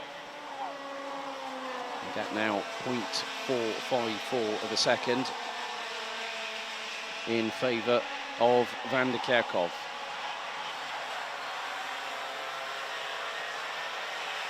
So Kevin Lantinga is second. Roxanne Lantinga rounds out the top 3. And, well, Van der Kerkhoff is doing enough. Doing it just about enough. All dramas there for the 295. Rejoins right on the racing line. Oh, that was Niels Lelaw. Real shame for the Belgian. So he's just lost a couple of places in the meantime. Marcus Gloom might have been involved in that as well. One more lap of the day remaining here in race number 9. Matthias van der Kerkhoff has been chasing that clean sweep and is about 1.35 kilometres away from doing so. Kevin Lantinga, Roxanne Lantinga, Victor Louis, Wouter Bergenot, Clément Massot, Alexis Constant, Clément Outron, Niels Lelaw. Actually changed that to Clément Outron, Milan Marczak and Alexandre Mercier. As Marcus Gloom has tumbled. I think Gloom is out of this race, I'm afraid. And Marcus Gloom, Matthias van der Kerkhoff is finding that Kevin Lantinga under braking is getting a little bit closer, corner by corner, but they are fast running out.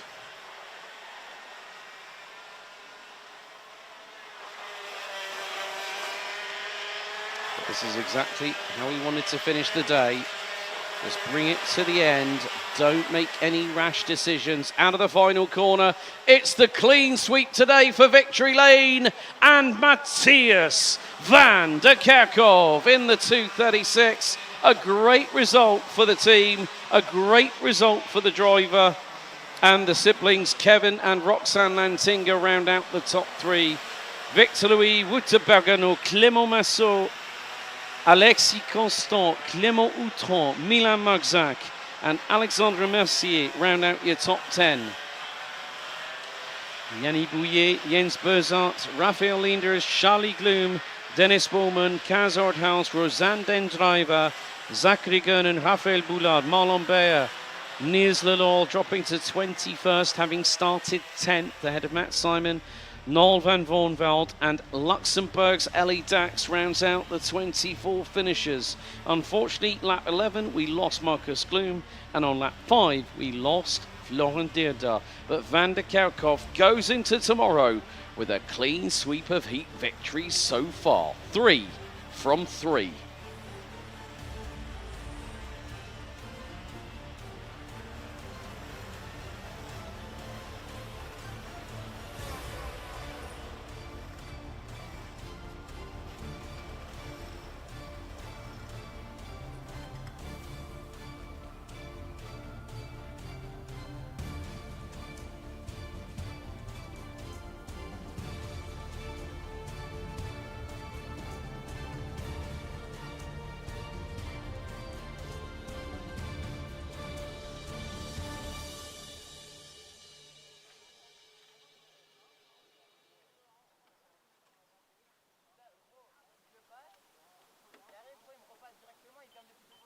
Well, a little bit of after-race discussion, but that is it for day 1 out of 3 here at Ostricourt Racing Kart JPR for the second out of 6 rounds of the 2025 Iame Series Benelux season. It's been a sweltering day, both on and off track. And tomorrow, well, we will see who will be leading the way heading to the midway point of the season when we go to Karting Genk in July of this year for round 3. That's it from us here in France and from us here at Iame Series Benelux. A big thank you once again to the entire marshalling crew, our people over in Parc Fermé, Weybridge, timekeeping, scrutineering, tyre bay. Also, big thank you to the medics, big thank you to the marshalling crew. Also, a big thank you to all the teams, drivers, and a big thank you to you all at home for watching. Live stream starts 10:20 tomorrow morning. We will see you then. But until tomorrow, it's à bientôt. See you in the morning.